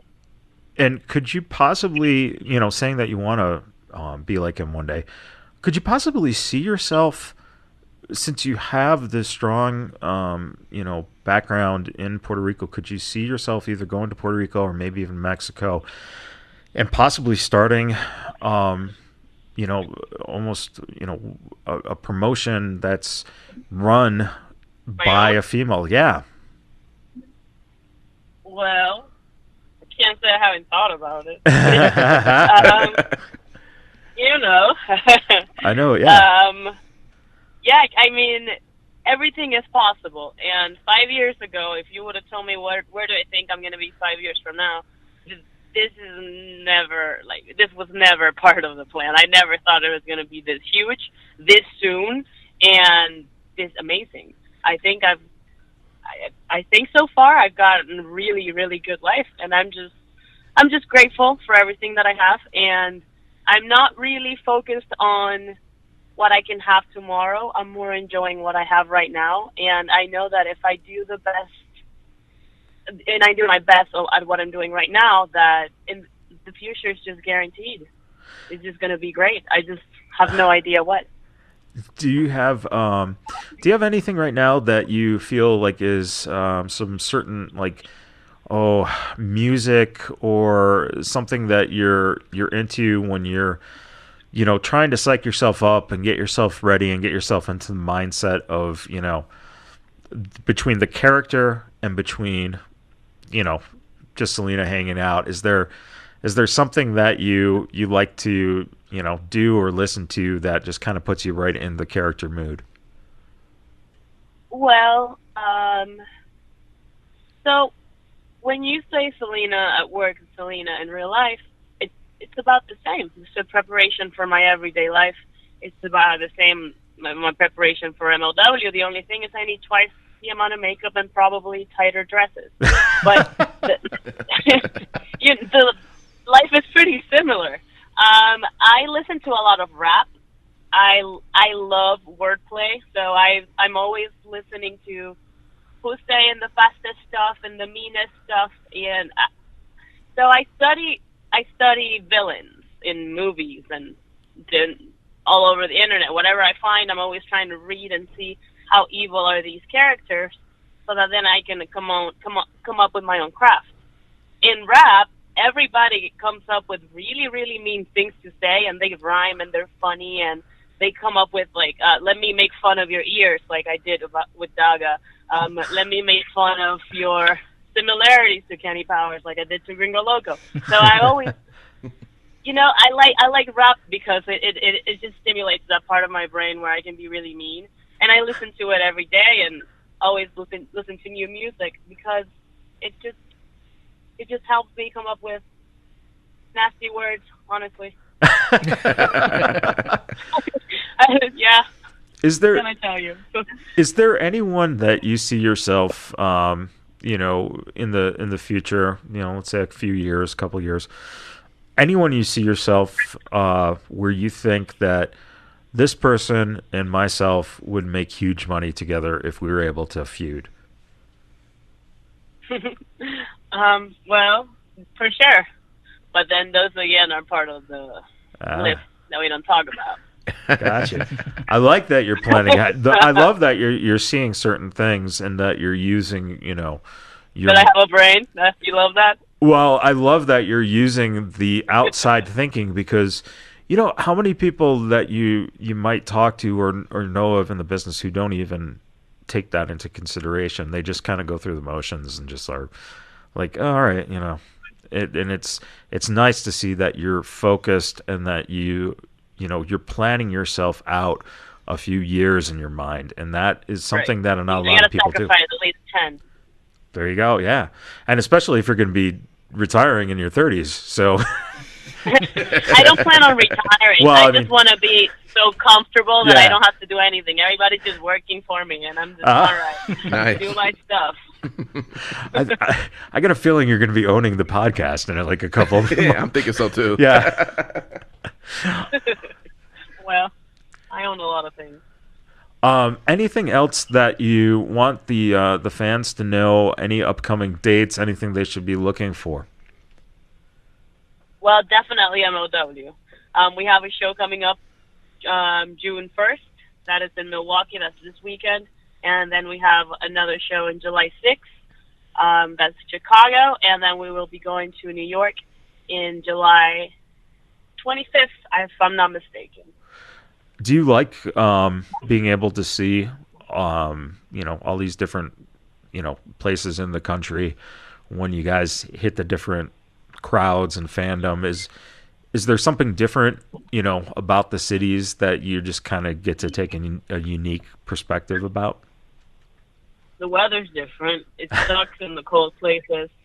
I love traveling, but quite frankly, when we go to shoot TV tapings, we don't really have much time to go visit anything or see anything. So when people say, yeah, it's awesome, you travel for a living, not quite. We don't. We do. We travel, and I see a lot of Starbucks everywhere I go, but that's about it. Have you ever been to a Cracker Barrel? Yes, I have. What would you say is your in Florida? In Florida, is it one of those things that you enjoy going to, or was it one of those things where you're like, yeah, it was very, very. No, if you didn't catch this from my catering comments, I'm a really picky eater. So I order about the same everywhere I go. So I'm at all times. It's a good time for breakfast. Eggs, bacon, toast, fruit. That's about it. Oh, yeah, you're absolutely right. That sounds really good right about now. Yeah, right about any time, honestly. And yeah, let's see. Do you think where you are now? Do you think that you feel that when you're going forward in this journey, which is, essentially now your life's journey, because you're learning so quick and you're learning everything so fast, and because you have a great work ethic, do you think there's any piece of advice you could pass on to maybe, a young girl out there who might be listening and who might think that, I'm looking up to her. How can I be like her? What kind of advice do you have? Because you do have a reach, to influence the young girls that are going to be the wrestlers that you'll probably be facing in 5 years, Okay. Well, I always say if you want to pursue a career in anything, you got to make sure that you know what you want. A lot of people go through life and they're like, hey, I don't know what I want to do, but I might want to do this. It's not I might want to do that. It's more like, let me do something while I think of something else that where you really meet your passion. And you won't get anything by just hoping that you'll get stuff because you're pretty. Your looks are not everything. You have to wake up early, do your job, and work hard, and get up again and do it and go to the gym. And if you want to become a star, you have to live the star lifestyle. And if you want to be like somebody, I would say, look at what they're doing. Follow their story. Everybody has social media now, so see what they're doing. And if you want to be like someone, look at what they're doing and then do it better. And that always works. If you find, let's say I want to be a professional wrestler. If I don't train, if I don't look for the best trainers, for the best advice in the business, and I don't look to better myself, then you'll get nowhere. You have to try. And behind the scenes, it's not character-wise, you got to stay humble. Yeah, absolutely. Which you are definitely one of the more, humble people that we've, come across, which is wonderful. Speaking about humble too, I know AEW just launched this weekend. Did you get a chance to see the pay-per-view? I didn't. I really have been busy. Sure. I have a family situation with my grandma now. She got cancer, so we've been having to take care of her. And I got college, and I really haven't had that much time. Plus, I was producing a TV show, and I don't know if you read the dirt sheets. You want to have a spoiler? Here we go. I've been working with MLW behind the scenes and into producing another episode. So I've been super busy. I love it. I think that is going to get people very excited, because anytime you can hear that, you're working on another episode, it's like, I'm telling you, you're going to be producing your own stuff by, 6 years from now. I can't wait. They told that my ratings were the highest. So that says something. Really quick, as we wrap up, I know that we were trying to, connect for a little bit here, and we actually caught you in the middle of Dumbo the last time we were trying to speak. Yeah. First of all, give us a little, thumbs up or thumbs down on Dumbo, and then since you're a film person that you love film, what are you interested? What was your favorite movie? Gosh, my favorite movie. I would say my favorite movie, one of my favorites, is The Heat, only because it's hilarious. I'm a big mark for comedy. If it makes me laugh, I think it's great. Nice. And what was the other question? What was Dumbo? Dumbo. Yeah. Daga. I mean Dumbo. Dumbo. Dumbo was okay. I think Disney has done better. Frozen was their best, I would say. Yeah. And I just watched Aladdin. Yeah. Very impressive. Really? It was like watching the actual cartoons come to life. It wasn't like, usually they say in human form, and all right, well, they never really looked the part, but we're okay with it. We pretend that they looked the part. But this time, they were so accurate that I was really impressed. And the CGI monkey really made me laugh. It was great. Nice. Awesome. Well, Salina, thank you for your time this evening. We want to remind everyone for the event you mentioned, June 1st, that was in Milwaukee, July 6th in Chicago, and then July 25th in New York. And look like the tickets are not too bad. They're $10 for the June 1st show. So until then, thank you so much. We appreciate it. And thank you for your time. No doubt. We'll be right back. Hey there, Matt Michaels here. I just want to let everyone know that the Vegas Bad Boys of Podcasting are pleased and proud to announce that we will be starting a monthly podcast live at the Boulder Station Hotel and Casino right here in Las Vegas. It's going to be on Monday nights, the last Monday of every month, and our first one is in June, the 24th at 6 p.m. at the Kicks Lounge at Boulder Station Hotel Casino with our special guest, Kenny King.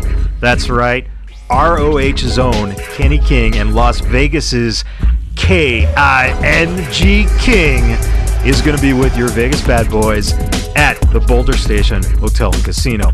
Now, the show will be us and Kenny talking about his life, his career, things you might have never heard about him.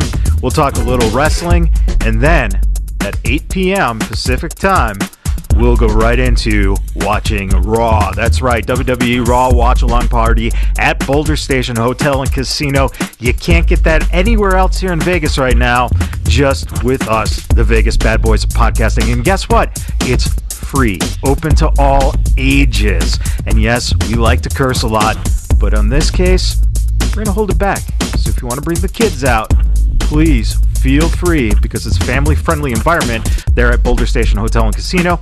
And I'm telling you, it's going to be one heck of a good time.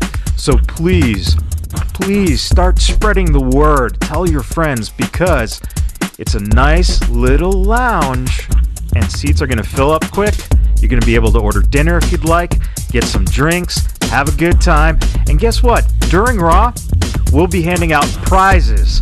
So bulk up a little bit on your WWE trivia, and maybe you might go home with something nice. Boulder Station Hotel and Casino is located at 411 Boulder Highway, Las Vegas, Nevada, 89121. And it is at the Kix Lounge. That's Kixx. And we can't wait to see you. And I'm telling you right now, you're going to get a chance. If you have any questions for Mr. Kenny King, ask him right there live as we record the podcast at Boulder Station Hotel Casino's Kix Lounge on June 24th at 6 p.m. Don't miss it.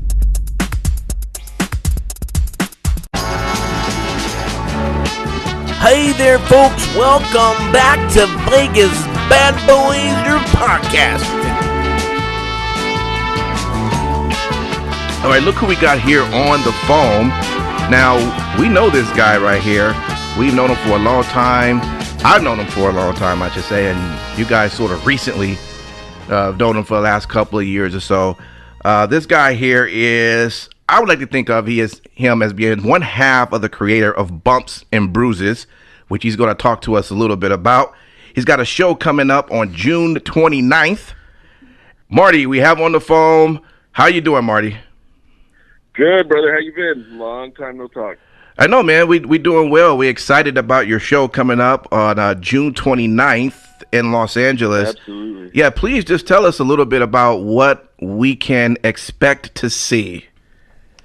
Well, June 29th, we're going to be at the Los Angeles Ale Works over in Hawthorne. Mm-hmm. It's a huge brewery, indoor-outdoor venue. Okay. We set the ring up outside, bring Nice. in vendors, we bring in food, we bring in, all kinds of goodies. And we got 7 matches coming in. We're doing a double main event on the 29th. Double main event. So it should be a good time. Yeah, co-main event. Okay, that's awesome. Yeah, tell us a little bit about some of the matches we can expect to see. So what I'll do is I'll go top to bottom. We got Calder McCole coming in against Koto Hiro. Okay. They've got a little beef now after our May 4th show. Calder put the hurt on Super Panda, and Super Panda wouldn't tap out, but ended up passing out. Calder kept that lock in until Koto came out and saved the day. So they're going to get it on June 29th. Okay. Then we've got Dirty Ron McDonald, who's a brewery favorite. He'll be going up against another brewery favorite in Jerry Gigolo. Now, if you guys haven't checked out those two, Google them, YouTube them, look them up. Those two are a wild bunch, man, and they're going to be going at it. Okay. Then we've got Dave Dutra from up north going up against, in his SoCal debut, Matt Fury. Okay. Another one. Yeah. If you get a chance, look those guys up. Yeah. Those guys are great.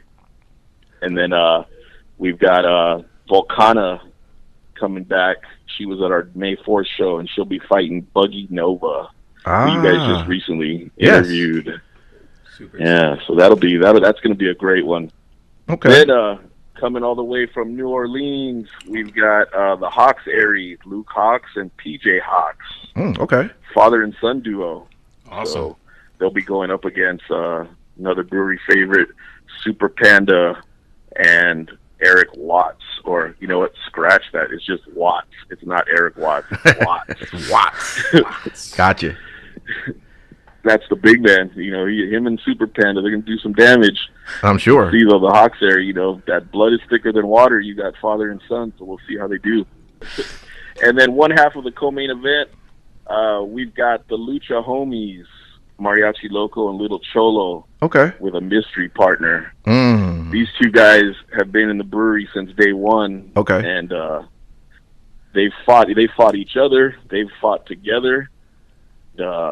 This time at our last show, our anniversary show, what happened was we had the group known as Hate, also known as the Wolf Zaddies, as they're calling themselves now. ran in. They just basically ambushed the brewery, ski masks and all, and beat the hell out of Cholo and Loco. Okay. So Cholo and Loco are bringing their mystery partner to the table. In that case, Marty, in that case in L.A., was the audience really aware that it was an angle, or do they think, oh, this is just another Saturday night in L.A.? Man, it was crazy. We had that match was a tag match. It ended up where we had multiple teams just rushed the venue, came out from backstage, and it was all over the place. It was all over the brewery. Mariachi Loco climbed this 25 foot tall heart in the brewery and damn near head in the ceiling and took a dive off of it, and the place just went nuts. I mean, it was a wild time. So now the Lucha homies are coming after him. They're coming after the hate crew or the Wolf Zaddies, whatever they're calling themselves this week. But they're coming after him. Yeah. So in the last match you got somebody the last match we got is going to be Brian Cage, the Machine. He's bringing the wife along. He's bringing Melissa Santos with him. Yeah. And he's going against a newcomer kind of around town, kind of making some waves, kind of jumping around promotion to promotion, kind of stirring stuff up. Okay. And that's Slice Boogie from the East Coast. Okay. Right on. And this guy can go. I mean, and he told us he wanted a challenge. So like we put out on social media, we made the call to Brian Cage, and he said, all right. He said, I got a slice for slice and a slice of humble pie. I love it. So that's going to be a great one. That's going to be action packed for sure, man. We got some special guests coming in from Las Vegas. Oh yeah, in the form of the Vegas Bad Boys podcast, dude. That is true. And how many? Yeah, you guys will be coming out. How many VIP tickets are there on sale? Because I hear there's not a lot. They're moving. I'll tell you this. I'll be honest, man. We actually made the date announcement at the May 4th show that we would be coming back to LA Works on June 29th. And the following day, I hadn't even made an announcement that tickets were on Eventbrite, but the tickets started moving already. So that's a good sign. So get your tickets now. Once we put you guys out there, tickets started flying. Well, listen. This is this show coming up will be your 5th show that you've had since you've started this. It will. And you started back in 2017, and it's only getting bigger and becoming just more entertaining, something for folks to come out and see. And we're happy to be a part of sort of your 5th show. And we're hoping that everyone in the Los Angeles area, and hell, even in the Vegas area, it's only a 4-hour drive. If you want to speed, you can get there in about 3 hours and 30 minutes. Oh yeah, you can do it in 3 hours. But we want everyone to definitely come out and see this event because it's going to be awesome. Yeah, it's going to be a lot of fun. One thing we try to do with Bumps and Bruises is we try to story tell. A lot of promotions around, they just booking the book. But we're trying to tell some stories, and we try to keep that continuity there and get people coming back to want to know how that story ends. Or where that arc's going to hit. People want to know. So we've got some unfinished business, definitely, from the last show.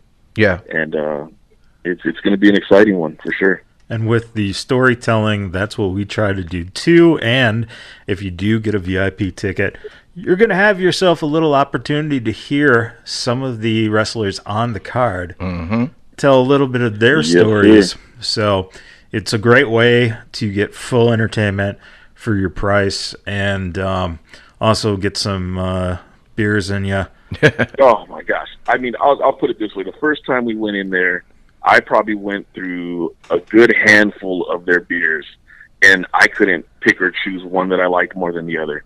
They have this one though that's definitely my go-to, and it's called Frankly Lisa, and it is, Frankly Lisa, I think is the name of it. Yeah, I could be wrong though, but it's named, and the logo's after the Lisa Frank, old school 80s stickers and bright neon, but man, it is a great beer. It is tasty stuff. But I mean, all their beers, everything I've had in there, they've got such a good list. And even last night when we were out promoting for the show, ran into a couple people that were at the May 4th show, and one of them said, he goes, "I'm coming for June 29th for sure." And he goes, "Not just for the card," he's like, "but for 13% beers." He said, "I spent $20 at that bar, and it was the best 20 I've ever spent." Wow. Yeah, they don't mess around with their beers over there. They've got some really good stuff. And also cans, you can take home cans. They got cans to go. So all right. You guys can load up the trunk before you head home. That's awesome. Marty, tell us, how can people get more information about the show? What sites and social media you have out you can there? go to, yeah, absolutely. You can go to our Instagram at Bumps and Bruises, and it's BREWSES. It's a little word trickery there. That's our Instagram. Our Facebook's the same, Bumps and Bruises. Check out our YouTube channel, Bumps and Bruises. Our website is www.bumpsandbruises.com. Yeah, it's not too hard to find. You can track us down pretty easily. Yeah, and of course we'll also link you to our sites as well. So if they forget, they can find you there. Yeah, for sure, definitely. Yeah, it's gonna be fun, man. For tickets, if you guys need tickets, go to Eventbrite.com. Look up Bumps and Bruises. Tickets start at $25. We've got $35 reserved seating tickets. Basically, what we're gonna do, the question's been asked quite a few times. We're gonna have two sections of the ring will be seating, and we're going to do super limited seating, only 4 rows of seating on those sides. Okay. 2 sides, and make it very exclusive. Okay. Very, roped off, secured section. Nice. And then that'll be the reserved seating. Those go for $35, and then very limited amount of $50 brew pit VIPs, which will get you into the venue an hour early. Okay. You get 1 seat in the brew pit. Nice. You get the meet and greets. Okay. You get 1 Bumps and Bruises t-shirt. Boom. You get 1 pregame beer. Okay. And then if you get in there that hour early, you get to spend an hour with the Vegas Bad Boys of podcasting. Man, there you go. I mean, it doesn't get no better than that. I guess what we got to ask is, how much do we have to pay to get in? Not a darn thing. Well, no, we're gonna have some fun that day. We're gonna have a good time. Well, Marty, look, thanks for taking some time, man, to give us some info. We're definitely going to have you back before the actual event to talk a little bit about more on what to expect. Hopefully by that time the show will be nearly sold out. We're telling people now, hey, get the tickets. It's going to be exciting. It's June 29th. And what's the name of the brewery again? The name of the brewery is Los Angeles Ale Works, and the address there is 12918 Cerise, Cerise Avenue in Hawthorne, California. Okay, perfect. Until then, everyone go get your tickets. And thanks again, Marty, for giving us a call. Yeah, thank you guys. It was good talking to you guys. No doubt. See you in a few short weeks. All right, y'all. Well, we'll be back in just a moment. What's up, everybody? It's your boy Simon Street with the Vegas Bad Boys of Podcasting. Want to let everybody know that coming up on Thursday, June 13th, 2019 at 8 p.m. at 450 Fremont Street, Las Vegas, Nevada, you're going to have the Nerd Bar with Future Stars of Wrestling present to you Beers and Body Slam, featuring none other than Joey Ryan. You will also see stars such as Chris Bay, Damian Drake, Funny Bone, Santana Jackson, Sin Bodie, Sway Thompson, Dave Manzi, Greg Romero, and many more.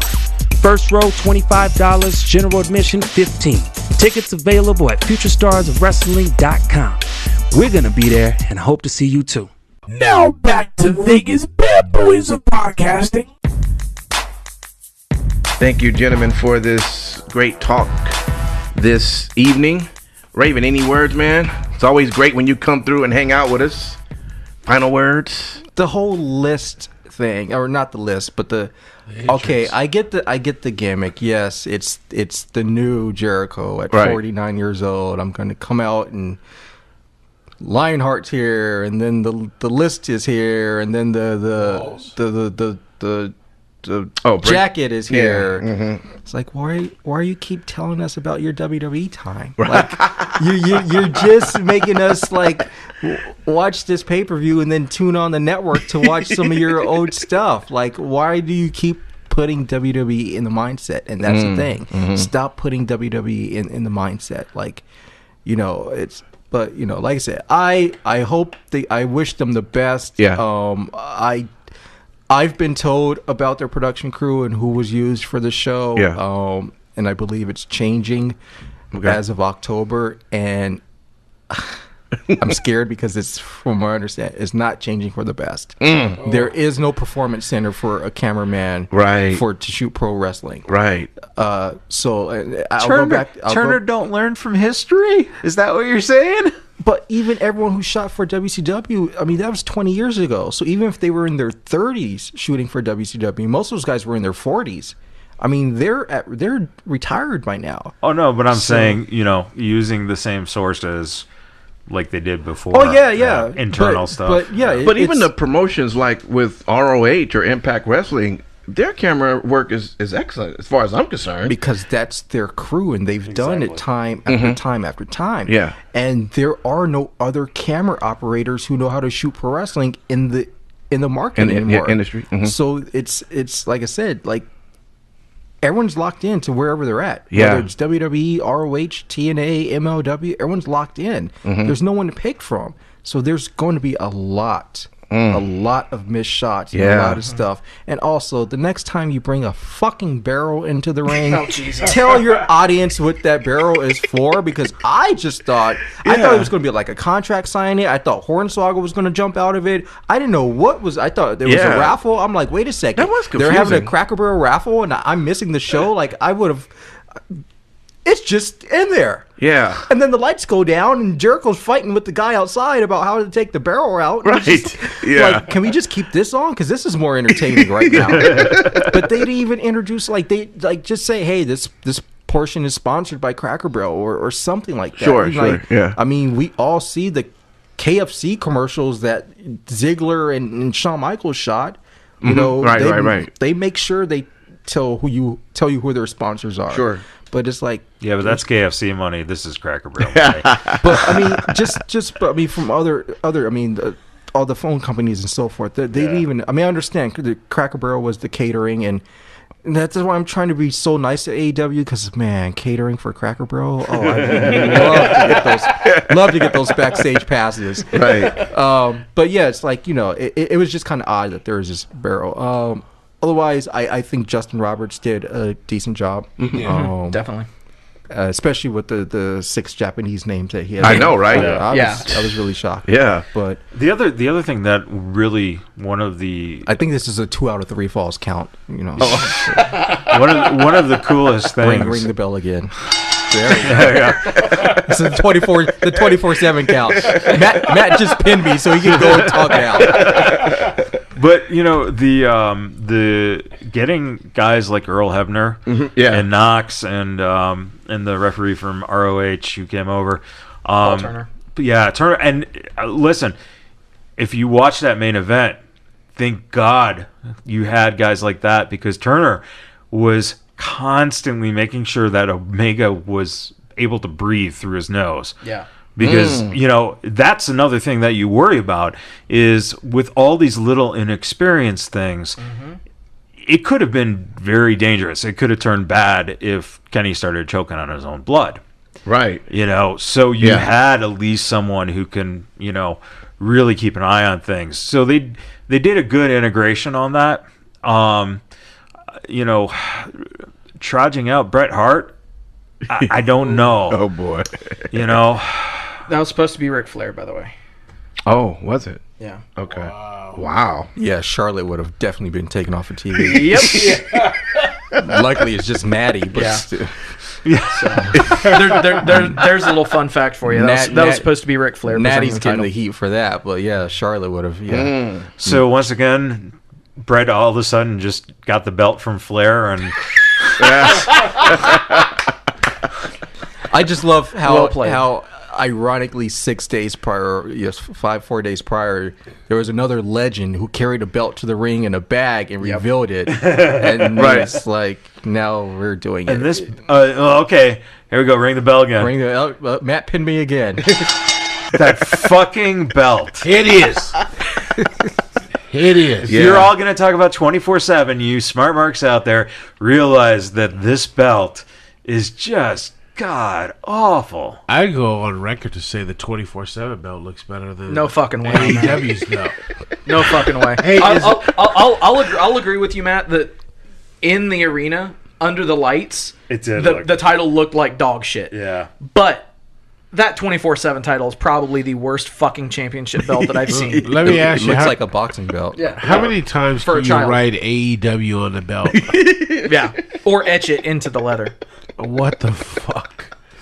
I mean, it's like 8 times on there. It was the $1 million belt. Yeah, with just AEW all over it instead of dollar signs. That's right. That belt is hideous.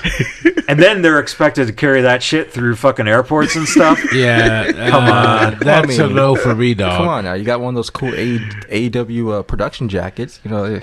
With the TSA. That reminds me. As I'm getting off the little tram here at the airport, there's a TSA guy standing there, and I had my jacket on, and he was like, "Oh man, I hate WWE." You just like, oh wow. He's like, "Man, I went to that AEW show last week. That was the greatest thing ever. WWE sucks." And he just went off on WWE. Wow. I was like, "Well, first of all, I just came on a long ass flight from Atlanta. I don't want to hear any of your negativity." But then as I was walking off, I'm like, "Oh man, it sucks." But he's like, "Yeah, but I can't wait till WrestleMania comes here into the new stadium." I looked at him, I'm like, "Wait a second. That sounds like the average." You just took 20 seconds of my life to tell me how much you hate this product, but you can't wait till the new stadium is done so WrestleMania could also come here. Not knowing you or why you're wearing that jacket, so you could have been an employee of the WWE exactly. who's walking around with that jacket on, and you just and that's the reason why Vince just laughs at us and does what he does anyway, because he always knows we're coming right back. Oh, they're coming right back. I mean, as you saw on SmackDown, he came right back with the MJF poster. Yeah. I'm sure this person holding the MJF poster tonight bashes WWE every week, but hey, we're in Tulsa, Oklahoma tonight. Got to get my MJF poster. And before we wrap this up, I do want to say, I know last time I said that Seven City Steve, or what's Sin City Steve. Seven City Steve. Seven City. How many cities are there? Like 7. Kevin Owens, but today I have to go with Gabe Sapolsky. Yeah. Oh. Yeah. Interesting. For those who know who Gabe is. Interesting. We're about to shoot an RF video, shoot video with him there, so. It's got the Gabe Sapolsky look going on. So, just one thing really quickly. Ring the bell again. Steve just pinned Matt Michaels. We're just going around to the round table. That's okay, because you're next. Go ahead. So, really quick shout out to Shaggy McLovin, local Vegas FSW guy. Okay. For appearing as Lionheart Chris Jericho in Jericho's entrance. Oh. And Damian Drake. Yeah. So. Okay. Local guys. Who was A-list, who was the list. Yes. Jericho. Right. Yeah. So, cool. Very cool stuff. What were their names again? Damian Drake and Shabby. And Shaggy McLovin. All right, write this down. Take them off the extras list for WWE television coming to town. You would. King Lucky, go ahead, man. Final words? Kenny Omega. Omega. Was anyone sitting next to Lucky during? I wasn't. Because I just want to know how was he crying? Oh, he was. when Omega's nose was broken? Was he like crying? Was he trying First of all, I got the fuck out of there before that match even started because I knew there would be too much jizz flying up. Yeah. Splash zone. Overall, I did. I was caught up in the excitement of the show. We'll see what comes next. Okay. Yeah. Matt Michaels, any final words, man? Yeah, definitely want to give a shout out here to the Valhalla Club documentary. Look it up. Valhalla Club was formed by 3 combat veterans who are using pro wrestling to deal with readjusting to the world that they've come back to Mm-hmm. and dealing with post-traumatic stress disorder. Yeah. If you saw Comedy Central, Jordan Clipper's show, that was the first episode. They were on that. It's very important to know that as much as we sit around and we can joke and have a good time about it, here are some guys who are using wrestling as a good positive way to deal with something that is horrific and something that is tough to deal with, adjusting back to everyday life after being in combat. So check it out, support it, guys. It's very important and definitely something to look into. All right. Awesome. And I just want to thank everyone who came to our booth at StarCast and hit us up. We thank you for coming to say hello. Got a chance to put some of the faces with the voices that you hear, so we appreciate that. Just stay tuned. Listen to a little bit of our commercials because we got a couple of big things happening in town, including with Boulder Station coming up, and even a major event out in Los Angeles that we want you guys to come see. Bumps and bruises. All right, so until then, we thank you for listening, and we out.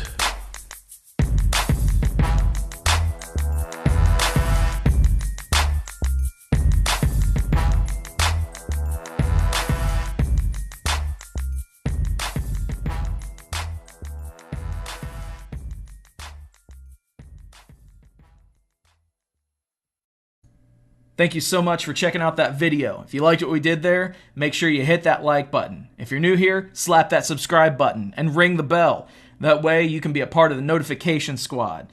Follow us on social media at Vegas Bad Boys with a Z on Facebook, Instagram, and Twitter. And until next time, we will see you in the next video.